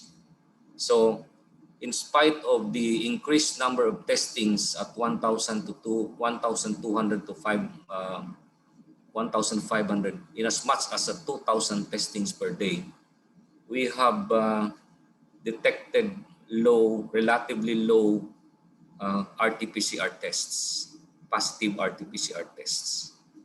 So kaya po, in effect, the average positivity rate of Davao City since the month of March was actually at 2.38%, which is way below the WHO threshold of 5%. Which indicates that Davao City is already experiencing low community transmission for COVID-19. As to the critical care utilization rate, as you know, and this was announced previously by our medical center chief, Dr. Audan, the utilization rate of our lone city isolation unit, which is the SPMC, is already classified under low, with 40% occupied ICU beds, 56.34% for isolation beds,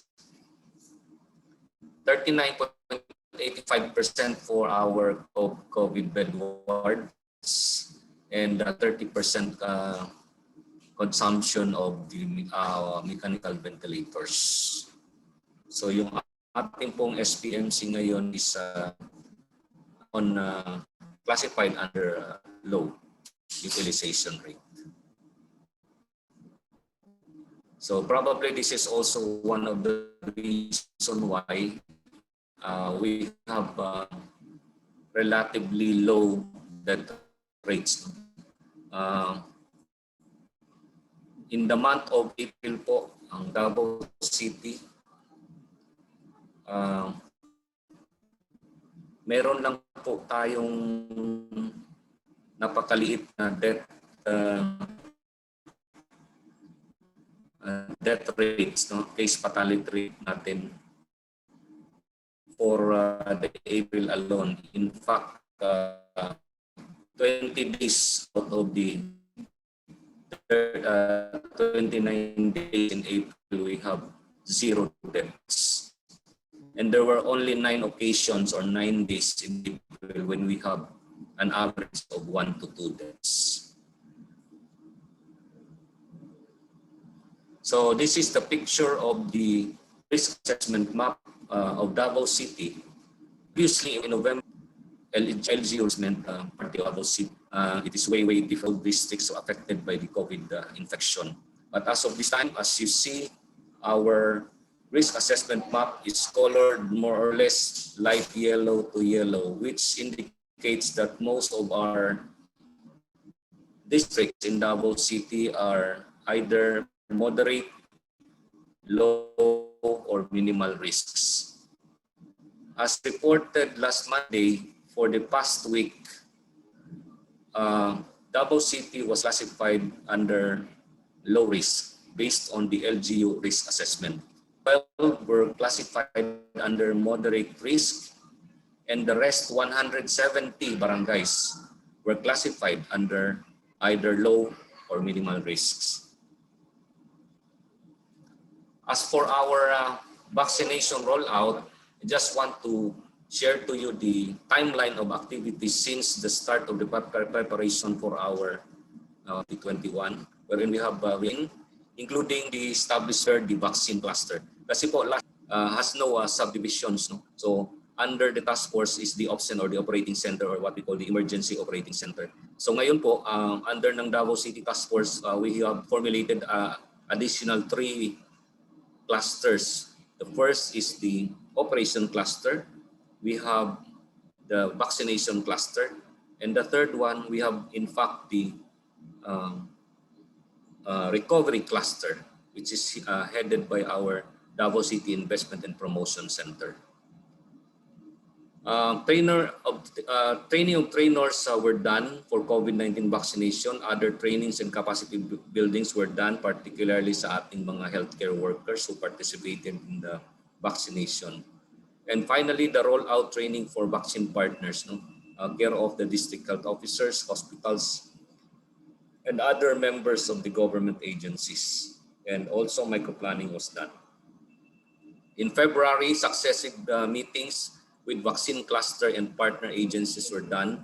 Then we had already been able to select several vaccination sites. Then formation of vaccination teams per health districts, and the procurement of logistics and inventory of cold storage. Last March of this year, 3 simulation activities were done, one at the airport, one at SPMC, and one at the A. Mabini Elementary School. If you remember, Code Team had also visited the Davao, and they have a walkthrough in a vaccination site, particularly in our A. Mabini Elementary School.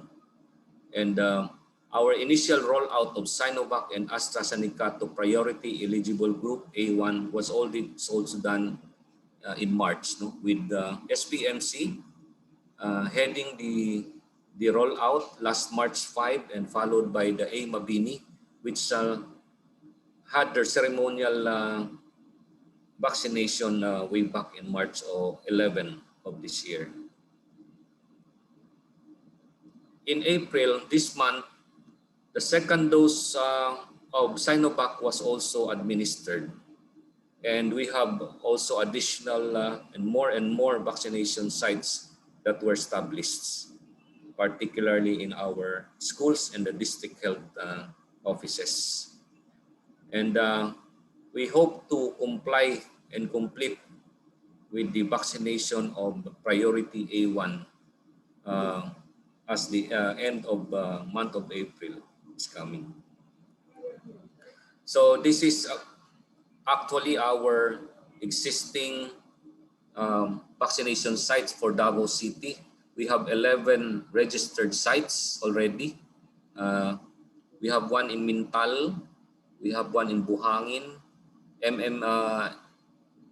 we have also several vaccination sites in our mostly in our tertiary and secondary hospitals, such as MDMRC, Davao Medical School Foundation, even SPMC, Southeastern USEP, University of Southeastern Philippines, Broken Share Hospital, San Pedro Hospital, Davao Doctors Hospital. And we have also Magallanes Elementary School and our A. Mabini Elementary School. for a total of 11 registered sites and in counting. So this to show you some pictures of the activities we had since last March during the first rollout of the vaccines. So the first hospital-based vaccination was opened in Davao City last March 5, and the site used during the simulation activities and code visits was the Southern Philippines Medical Center, which catered the priority group A1.1, covering the COVID-19 dedicated hospitals. And we have also A. Mabini Elementary School with first non-hospital-based vaccination site opened last March 11. The site was used also during the simulation activities and code visits, and it catered priority groups A1 point or A1-2 until A1.4, covering hospital providing COVID-19 care, TTMFs, and remaining hospitals. So for our Magallanes Elementary School, which is the third vaccination site that was opened, in March of 2021, the first vaccination site to roll out AstraZeneca was done in Magallanes Elementary School. And this catered priority group A1.5 to A1.7. So who are these A1.5 to 1.7? These are the government-owned primary care-based facilities, standalone facilities, clinics, diagnostic centers, and other facilities otherwise not specified, including our dialysis, dental clinics, and the COVID laboratories. And we have also under A1.7, the closed institutions and settings, such as but not limited to nursing homes, orphanages, jails, detention centers, correctionals, drug treatment and rehab centers, and the Bureau of Corrections. So we have also several vaccination sites that are managed by private hospitals. That was mentioned earlier, no, yung ating MDMRC, DMSF, San Pedro, Broken Share, and Davao Doctors, which simultaneously also administer vaccines. Around March 20, selected hospitals deemed capable of opening a vaccination site started to roll out the AstraZeneca to their remaining frontline personnel under priority A1.2 and A1.4. The vaccination teams were managed by the hospitals, while supplies such as vials and syringes and cold storage, such as our vaccine carriers and cold dogs, were coordinated with the City Health Office. So this just to show you the picture or the setup we have at Davao Doctors Hospital as a hospital-based vaccination site. We have also San Pedro Hospital. We have the Metro Davao Medical Research Center, Davao Medical School Foundation, Broken Share Hospital. And for the last presentation, how to be master listed for COVID vaccination. Meron po kasi kami pang mga facilities na district health offices, na hindi pa siya well equipped with internet or Wi-Fi. No? That's why we still use both the yung ating computer-based registry at saka yung manual. So the BHWs are deployed to do house-to-house distribution of registration forms. And the forms are filled up and then manually encoded into the master list system. So how to be master listed for COVID vaccination? B, individuals may also proceed to their nearest barangay health centers to be master listed. And they may be asked to manually fill up a registration form.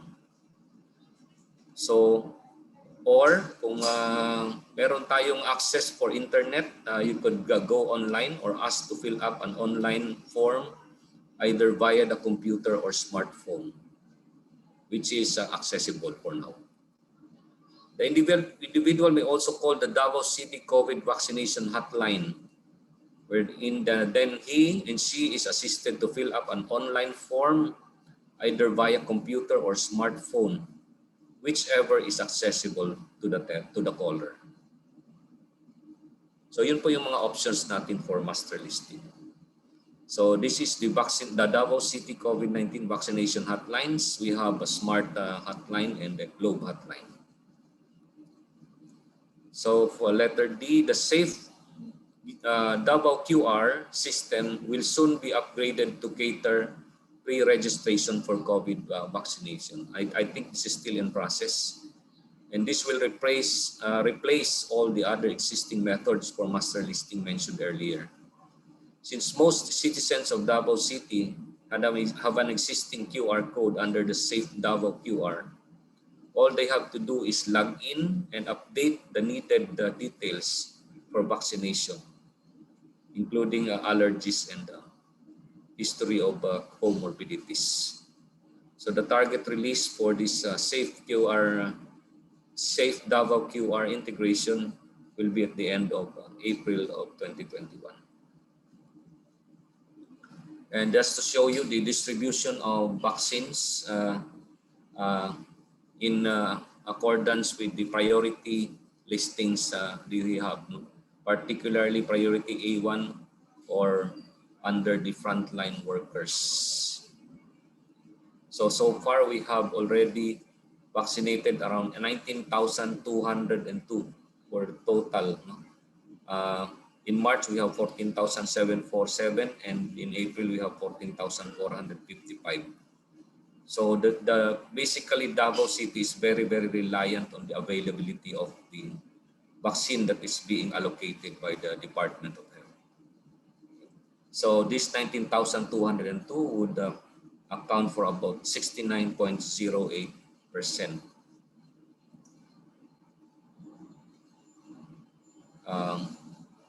This one is for, as of April 19, 2021, additional vaccinations were done.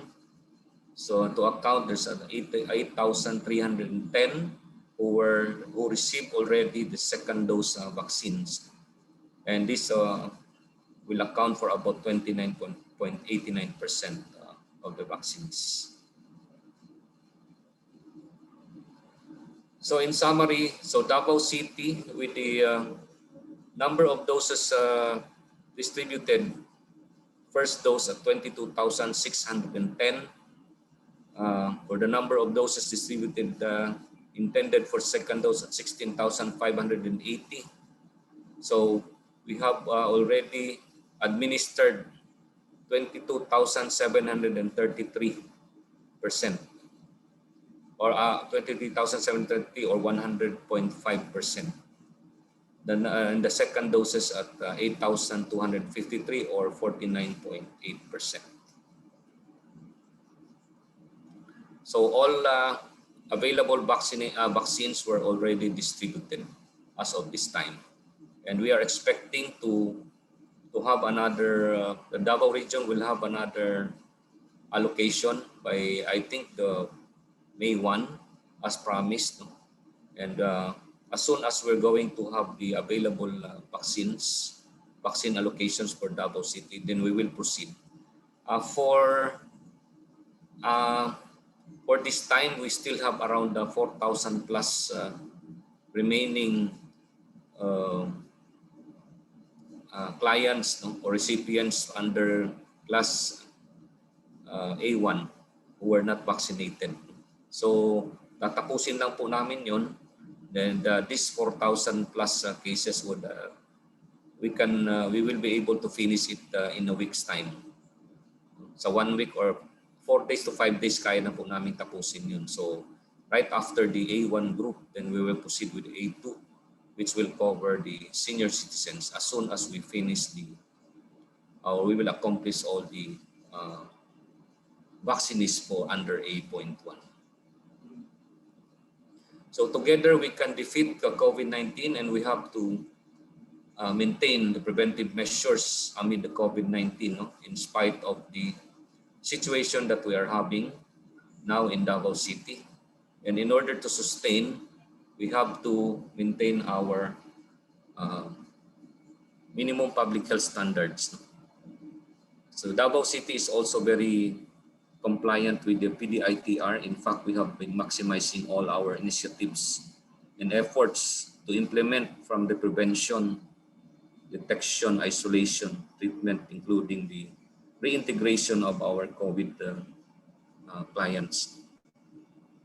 And do not forget, wear your mask all the time, with face shield, regular hand washing, and most especially our social distancing. So tara sa bida, vaccination. Thank you very much for listening. Thank you very much, Dr. Lopez, and to all our resource speakers this morning. We'll have you again shortly together with the rest of our esteemed resource speakers during the open forum.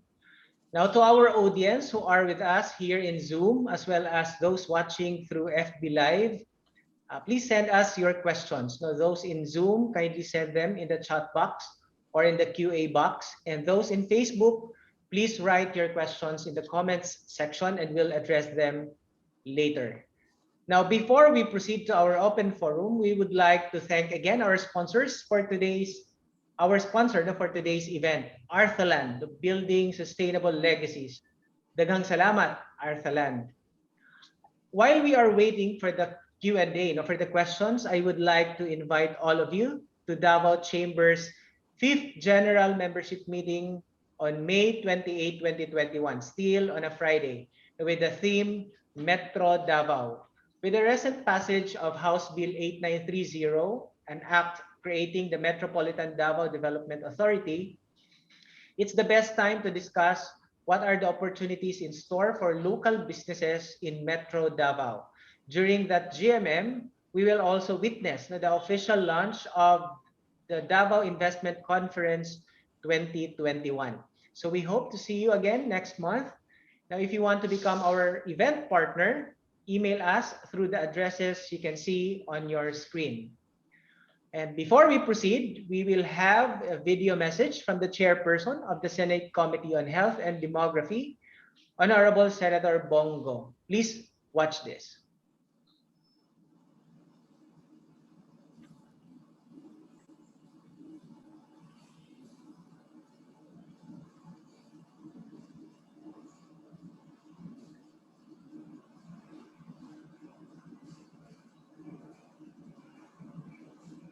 Secretariat, we are not hearing, there is no audio, I think, on the video being played.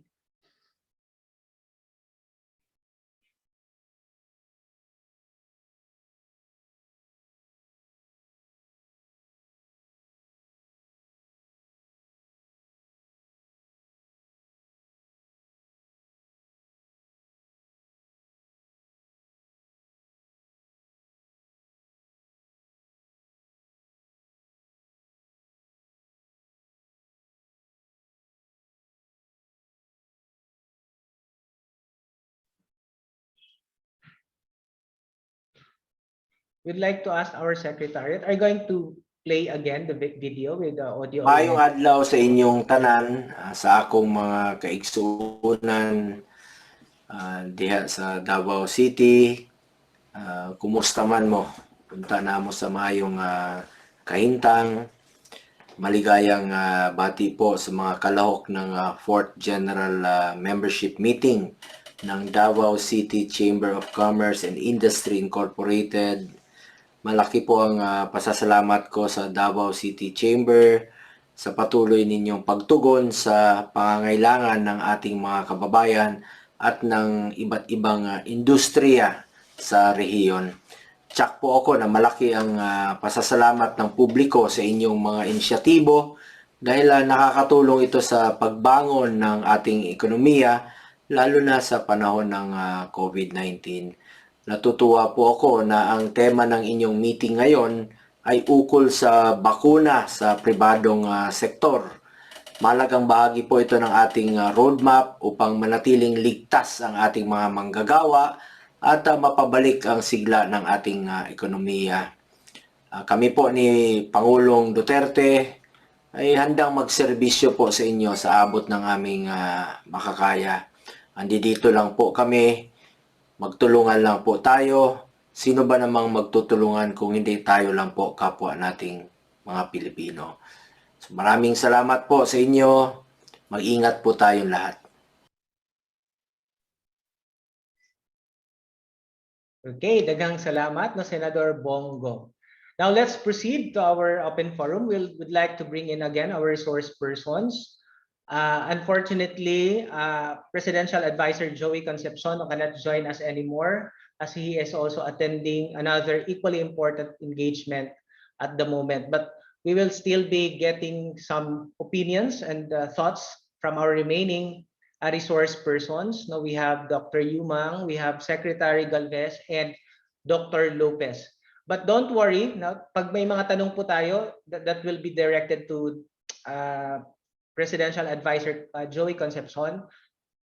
His Executive Secretary, Ms. Eva Pasage, will also be taking down notes of those questions that will be asked later on, no, para maihatid naman po doon kay Sir Joey Concepcion. Okay, so we will have marami po tayong mga tanong dito actually. Sige, we will start no, from the top. Okay, so there is a question here. I'm not sure kung kanina ito ina-address specifically, but this is from Mr. Serafin Ledesma. We understand that NCR is the epicenter of COVID-19 cases, but why should the other regions, no, like Davao, deprived of supply of vaccine? And if the purpose of the vaccination is to attain herd immunity, why is there inequitable distribution of vaccines? Are the other regions who strictly enforce health protocols and their constituents who observe these protocols are being punished for their obedience? This is a little bit deep. Pero anyone from our... Can I answer that?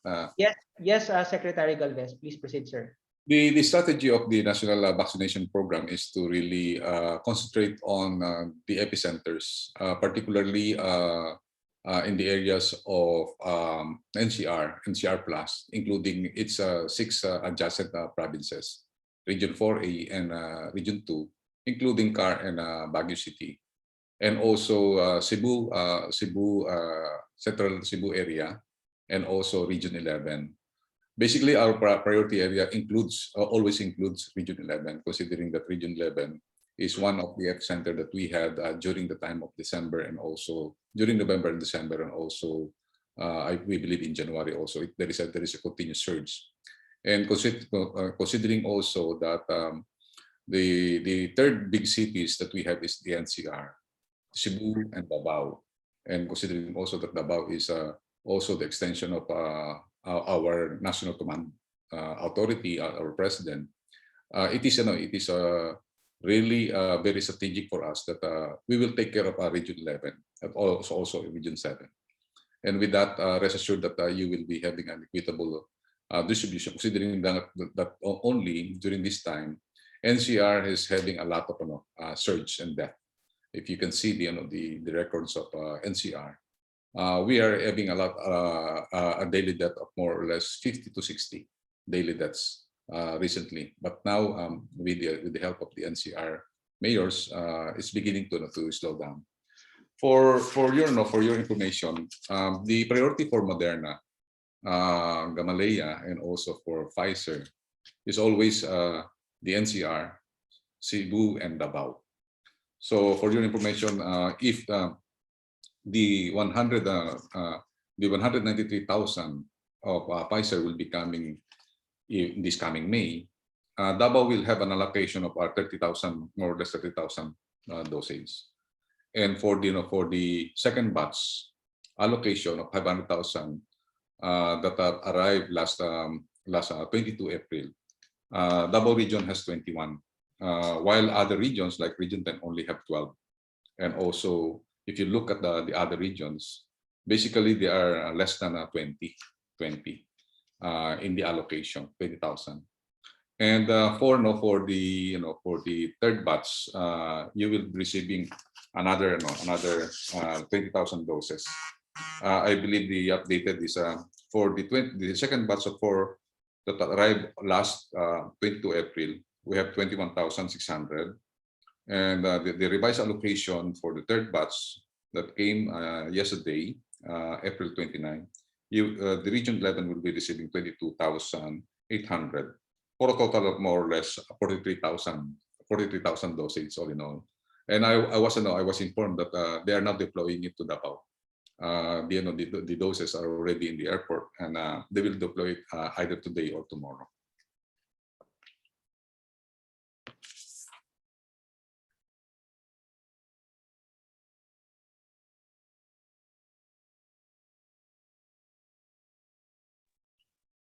Did I answer the question, our moderator?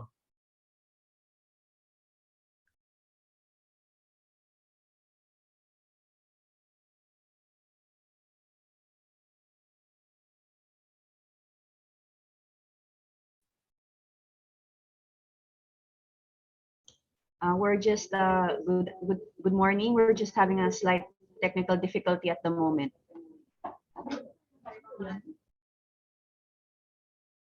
Paula, are we still on live streaming?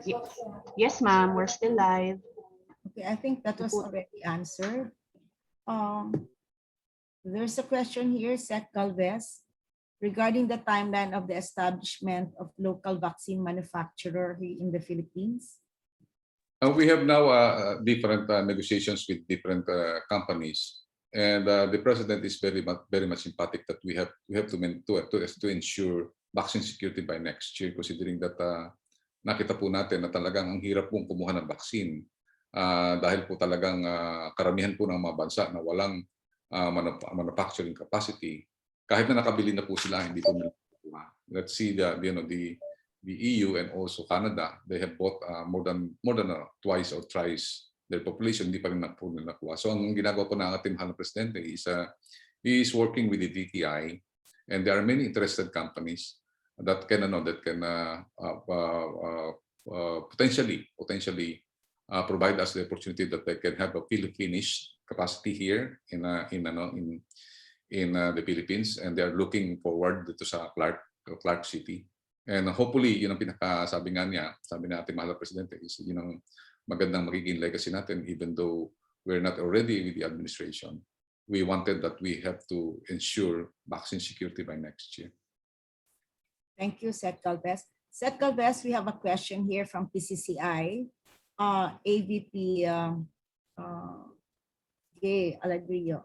The question is, this concerns the AC vaccines in which some private companies in Mindanao were able to procure under the Dose of Hope program of Go Negosyo under PA Joey Concepcion, as there is a 50% donation to be given to government, and these were fully paid also by the private companies. The IATF Region 10 and RDC 11 submitted a resolution to your office last January and March, earnestly requesting to allocate these donations to the region where the private company is operating. We understand batch 1 donation of around 1.3 million doses have already been earmarked to NCR since it is the epicenter of COVID-19. But for batch 2, can we request that the donors be given the chance to recommend which LGU in Mindanao can take the donations, particularly A4 frontliners? So this is for the allocations po, Sec Galvez. Yung sa 1.3 million, yun po ang pinaka-first batch po natin, yung mga private sector na nauna po dito sa NCR, they are already decided na it will be put in the NCR considering most of the collaborates came from the NCR. So yung yung tanong po natin na kung pwede pong i-allocate po yan sa region, we can do that, sir. We can do that, ma'am. And ang gagawin po natin is ipapresent po natin sa NITAG, and once NITAG approve it, okay naman po. Actually yung yung sa AstraZeneca, to tell you frankly, yung 17 million na production niya, kalahati lang po ang mapoproduce this coming 2021. That's why ang sabi nga namin, yung government doses na kalahati, inano na namin na pwede na kami doon sa 2022. So basically ang namin, yung orders ng mga private sector and the LGU will be front loaded ahead than the government.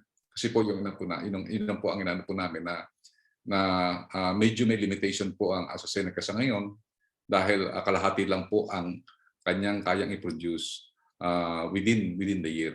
So 8 million lang po ang kanyang ma-deliver ngayong year. So we will give priority po sa LGU at saka po sa private sector allocation. Okay, thank you for that, Sec Galvez. I think this is related also to the suspension of the AstraZeneca vaccine. Is that it, Sec Galvez? Hindi po, bali po sa suspension, ano lang po yun parang yung suspension ng tinatawag nating inoculation is parang safety procedures lang po ng FDA.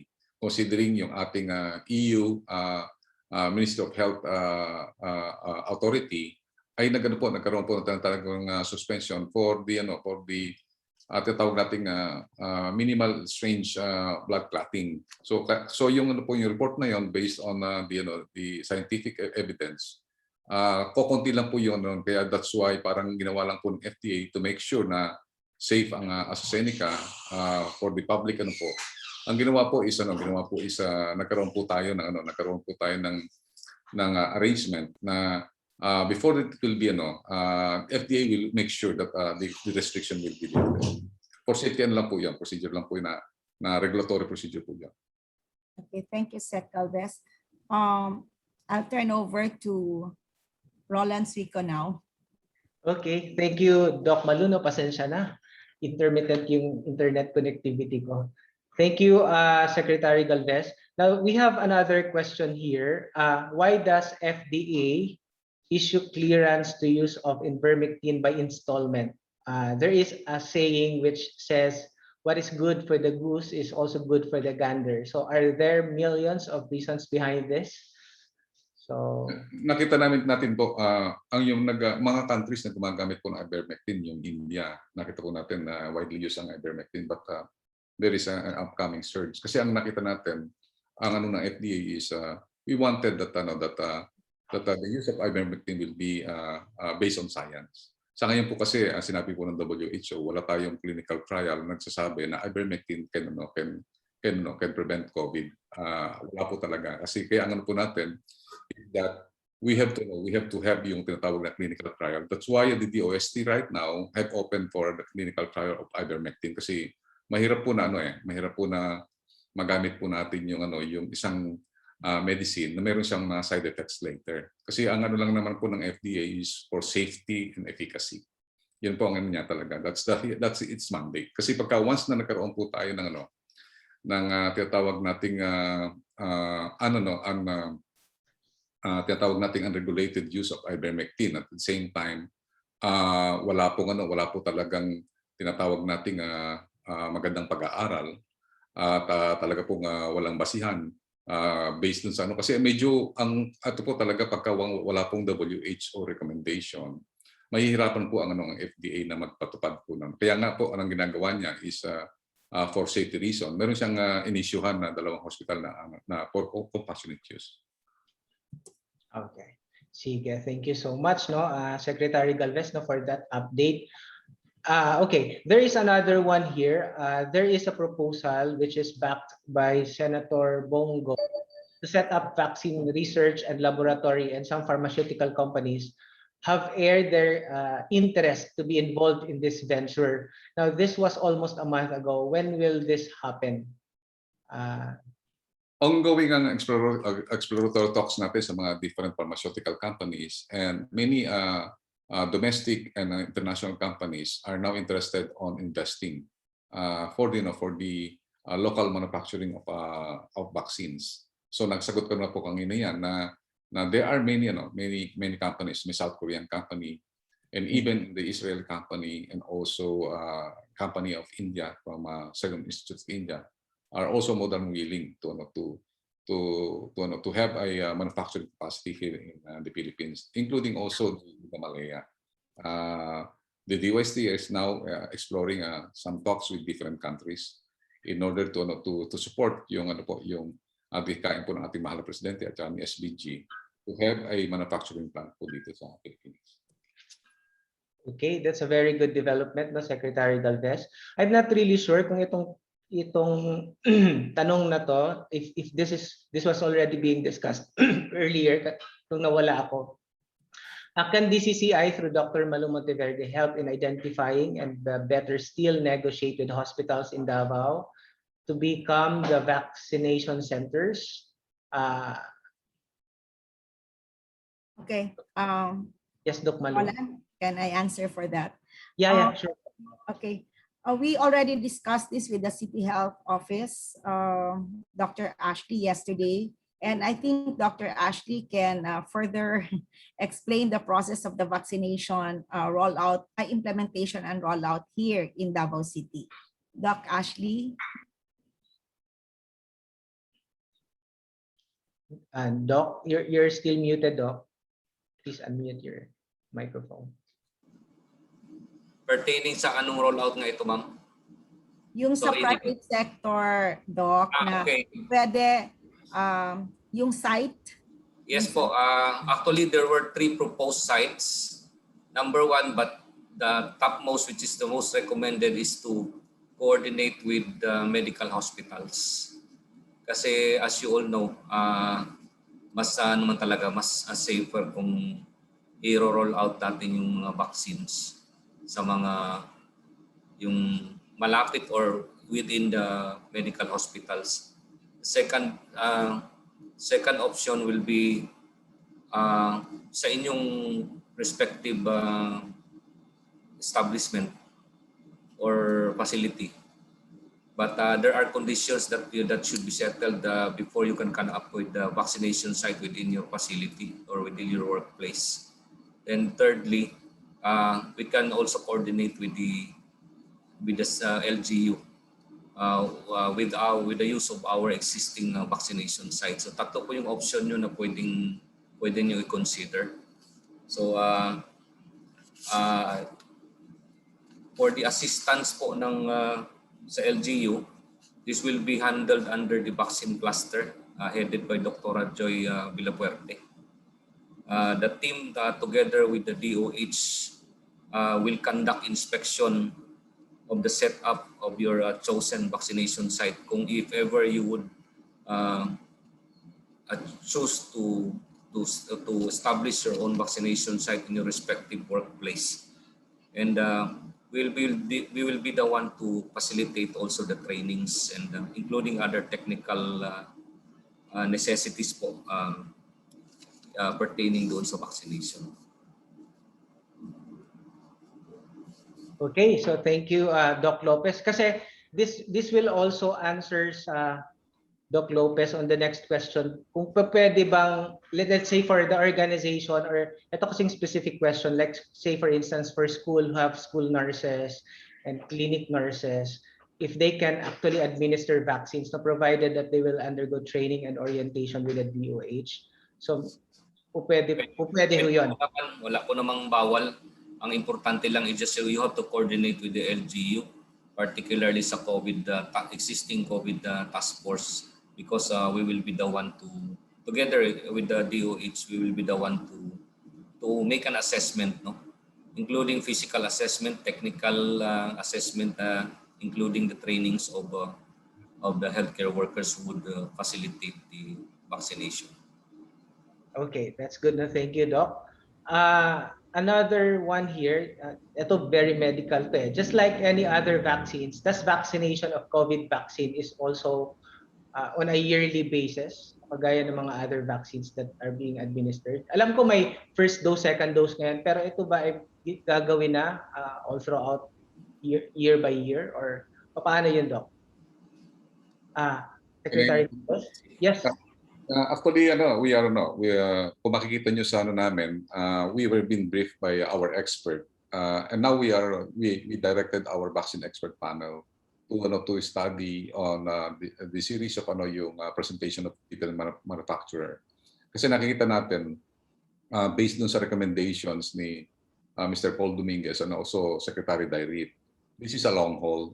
We cannot have a one-time, big-time vaccination. So this will be an annual activity, considering that there is no study yet na how many months yung efficacy ng ating vaccine, because in some areas, like for example, in EU, they already bought 1.9 billion doses of Pfizer. Kasama na dito yung natawag na booster for 2022 and 2023. Meaning, ang kanilang planning is hanggang 2023 vaccination. So they already bought 1.9 billion doses sa EU.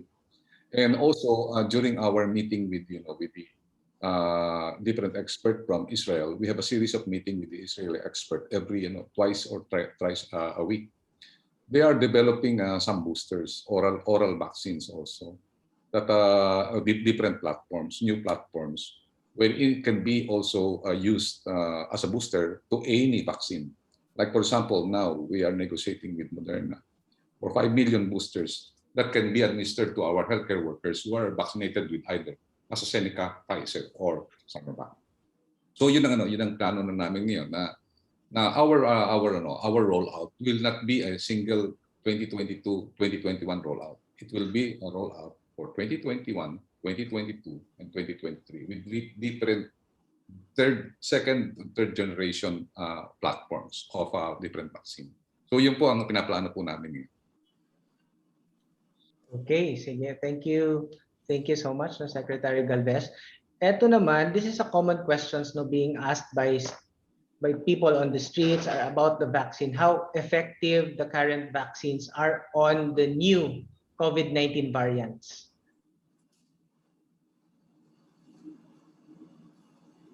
Gaano ba siya? Kasi there are new variants coming in. Sige, Doc Lopez, please. Medical point of view. Vaccines in general are still effective. Although if you compare it with the efficacy for the ancestral virus, which is the original virus, compared to the new variants, meron siyang less degree of efficacy. Pero it's still significant. So in general, our existing vaccines right now are still effective is also effective with the new COVID variants. Okay. Roland. Thank you. Yes, Doc Malu. Thank you, Doc Malu. Can I ask Sec Galvez something? Because this is in line with what's happening in India. And I just received here a message that if we can ask Secretary Galvez if the India surge now has an impact on the procurement of vaccines that comes from India. Baka naman hindi na tayo mabigyan considering that they are the largest vaccine manufacturer and they have this surge. How is it, Sec Galvez? Definitely there is an impact considering that India, the Serum Institute of India produces more or less 1 billion AstraZeneca, at the same time another 1 billion for Novavax. So just in case that the cases of India will not improve, there is a tendency that they will have what we call vaccine nationalism. So they will withhold some of the production of the vaccines from the Serum Institute of India. But considering that we know that there is really a global constriction of vaccine, we have already anticipated it, Madam.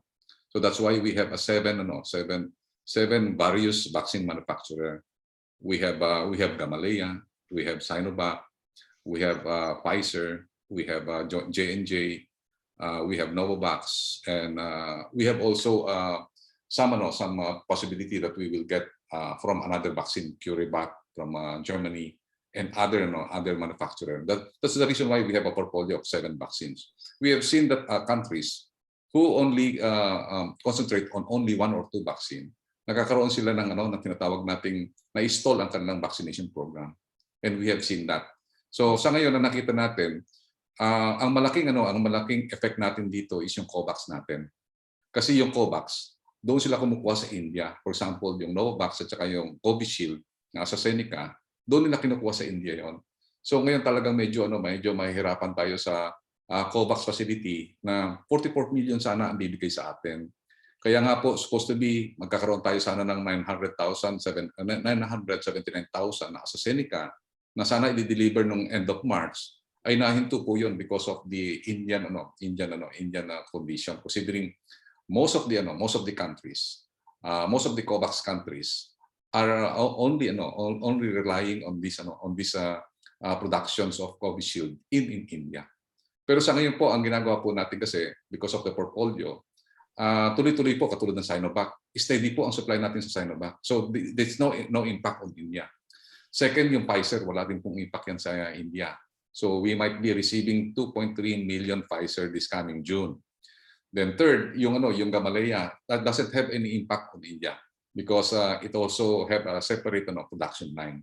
So yun po ang ginawa po natin, Madam President, na Dr. Malu, na ang ginawa po natin is nagkaroon tayo ng portfolio. And we are very happy that our supply is not being constricted fully ng India. And also our AstraZeneca will not be coming from India. It will be coming from Thailand. Oh, okay. Sec Galvez, hindi kaya tayo matatamaan itong gulo sa West Philippine Seas and China, and baka i-curtail yung ating vaccine supply also?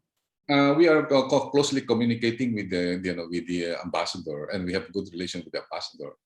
We treated separately the West Philippine Sea with this humanitarian epidemic. As we all know, the West Philippine Sea issue is a different issue. It's a political and international issue. But a humanitarian issue, we cannot drag this because this is a humanitarian. It is a higher interest of both countries to resolve the issue peacefully. Maraming salamat, Sir. Okay, so we have, we have here, thank you, Doc. We have here another question. I think we would like to hear also the perspective of our DOH Regional Director, Dr. Yumang, is joining us. What is the best vaccine for individual with comorbidities like hypertension? Is Sinovac okay for individuals with comorbidities? Doc Yumang? With regard to those persons with comorbidities, we are giving it. Sinovac is also given to with comorbidities as long as their comorbidities, for example, hypertensive sila or with diabetes, as long as these comorbidities are controlled. So yun po, Doc, sir, no? So for others, no, that's why during screening, there is a thorough screening of all these clients or these vaccinees or to be vaccinated so that you'll be able to address immediately kung ano yung mga comorbidities na nandoon sa kanila. Okay, sige, that's very clear, the Doc Yumang. Thank you for that. Now, this one, another question here. This is specifically addressed to Dr. Lopez. AstraZeneca private sector donors were advised to reach out the LGUs for the administration of the vaccines. Do you have guidelines on this already, Doc Lopez? This is from Yvette Matabalan. Are you talking about the second dose? Hindi naman po binanggit Doc Lopez kung if this is for the second dose. In terms of the guidelines and policies po, we're dependent on the issues that are being released by the Department of Health. So maybe we ask DOH or Dr. Yumang.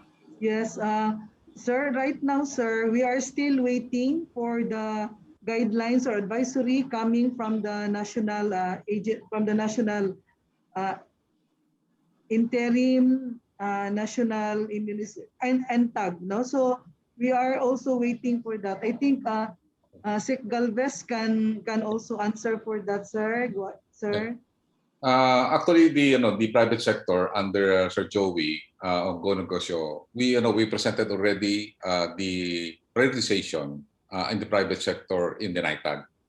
And they agreed that the private sector should make a master list, and that master list should abide with our priority, wherein the A1, the A2, the A3, and the A4 will be strictly followed. And considering also that the private sector has also their own priority list, they know which are the essential and non-essential. And with that aspect, the NITAG is very, very flexible on the recommendations of the private sector, provided that they will follow first seniors, Second, those with comorbidities. Third, those employees who have a higher probability for death and disease, meaning those workers, economic workers who are facing yung tinatawag na daily face-to-face with customers, meaning yung pinaka-vulnerable doon sa kanilang mga frontliners and so forth and so on. And also yung tinatawag natin ng mga low earning individuals up to the top. So ang mangyayari, ang priority is basically, it follows also the priority of the DOH. So yun lang po ang And then yung sa administration, the private sector can have many options.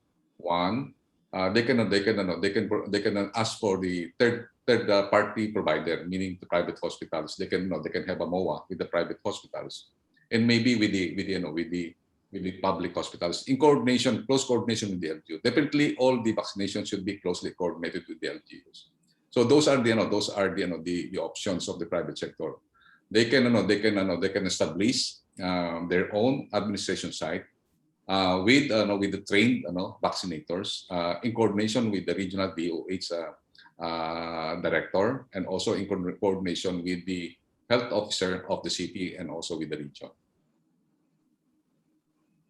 Okay, thank you, Secretary Galvez, for mentioning that. Kasi before sana tayo magra-wrap up, gusto ko talagang itanong yung huling part ng statement mo, because this is a common question for everybody. Although nung pinakinggan ko lahat ng mga resource persons natin dito, actually nasagot na to eh. This is part of their presentations. Kaya lang masyado akong na-engage because I got several similar question, yung papaano yung individual or yung family or even the MSME, papaano sila makapag-procure ng vaccine, considering na maraming dahilan. Let's say pharmaceutical companies will only entertain large entities, or even there is a certain minimum requirements for the purchase. So ito yung mga tanong nila kung paano ba sila, how can they purchase this vaccines, although it was mentioned already that there can be a way of coordinating this closely with the LGU or even tie up with the hospitals. Any additional thoughts on this? Anyone from our resource speakers? Maybe I can answer yan, Sir Roland.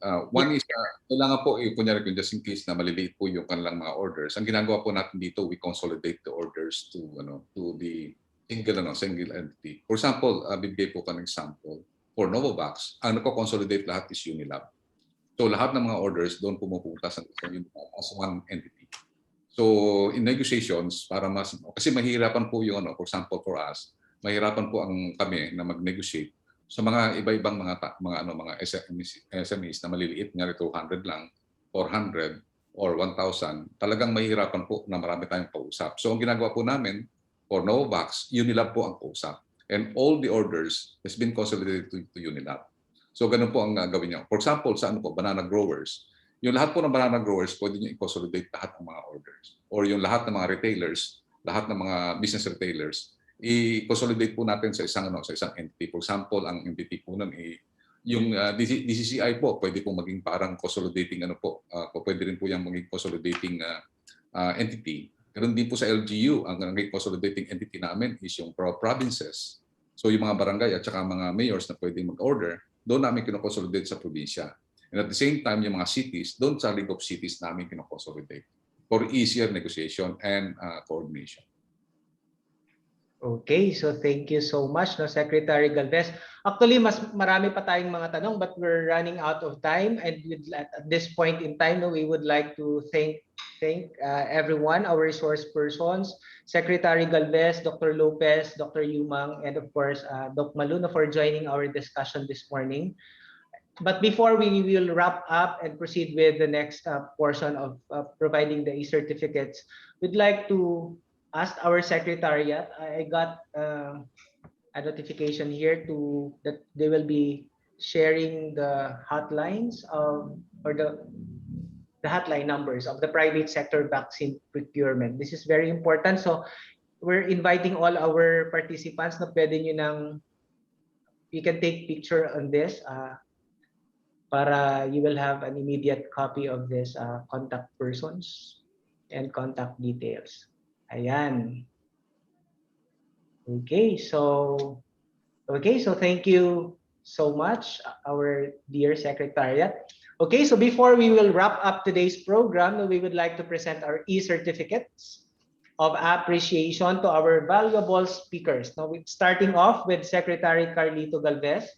Now, I will read the commendation.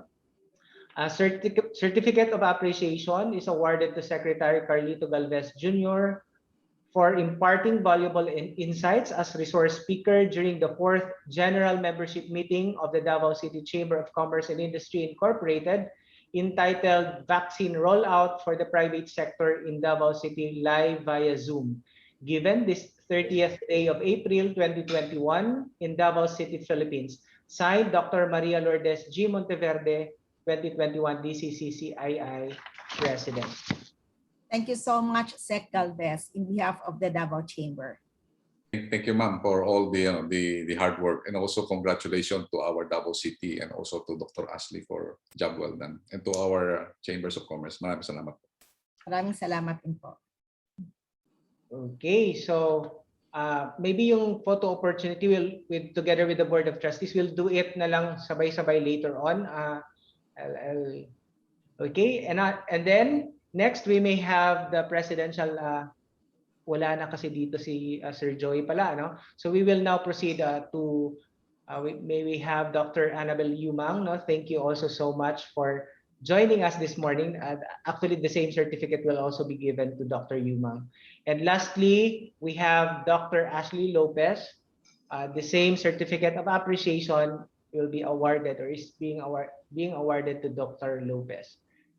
Okay, so we would like to bring in all our Board of Trustees to switch on their camera. So let's have a photo op with our resource persons this morning, together with Secretary Galvez, Dr. Yumang, and Dr. Lopez. Are we ready na, Secretariat? Just let me know pag tapos na. Okay.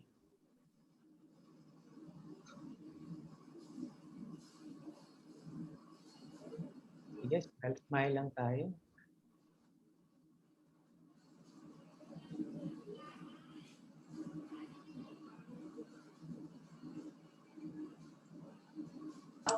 Sandali lang po ha. We'll take the picture. Yes. Okay, 1, 2, 3. Another one. 1, 2, 3. Smile. Okay na. Okay, thank you very much. Okay, we're done. Thank you very much to our resource speakers, and we hope to have you again in our future events. Ang dami pang questions, ano? Opo, ang dami pa, pero sige lang yan, padala. Oo nga eh. Okay, our secretary of those questions that you have given to us, and then we will try to communicate that to our resource persons for their answers. Okay, so there you have it. There you have it, ladies and gentlemen. That concludes our 4th General Membership Meeting. Thank you, everyone, for joining us today. Bye-bye. Happy weekend. Let us always stay safe by following the minimum health protocols, ensuring the health and safety of every Filipino. This has been Roland Suico. See you all again on May 28 next month, 2021, for our 5th General Membership Meeting. Daghang salamat ug maayong udto sa tanan. That's Metro. Thank you, everyone. Thank you. Bye. Thank you. Thank you so much. More power. Happy weekend. God bless us all. Congratulations, Roland. Hi, and PMT staff and Doctora. Malu, SG. Yeah. Thank you so much, Secretary. Live pa tayo, Galvez. no? Marami sana tayong pag-uusapan. Live pa eh. Doctora, thank you. Thank you, Doc Ashley. Galvez, thank you sa pagtulong. Thank you, Secretary Galvez. Thank you so much. Dr. Yumang. The trustees can stay on. Doc Malu, you want us to stay on? Sana after the live, Yeah, Yes, may we request our secretariat to switch off the live? Yes, sir, we'll do so. Thank you so much. Thank you, SG Maan. Thank you to all our speakers. Ayan, okay. Bye, everyone. Ay, nakarelax na tayo. Wala Okay, na yung... congrats, Doki. Napakaganda ng topic. Congrats! Maayo kay pagsalo ni Doc, katong nawala si Yes. Trustee Roland. Hindi ako mata.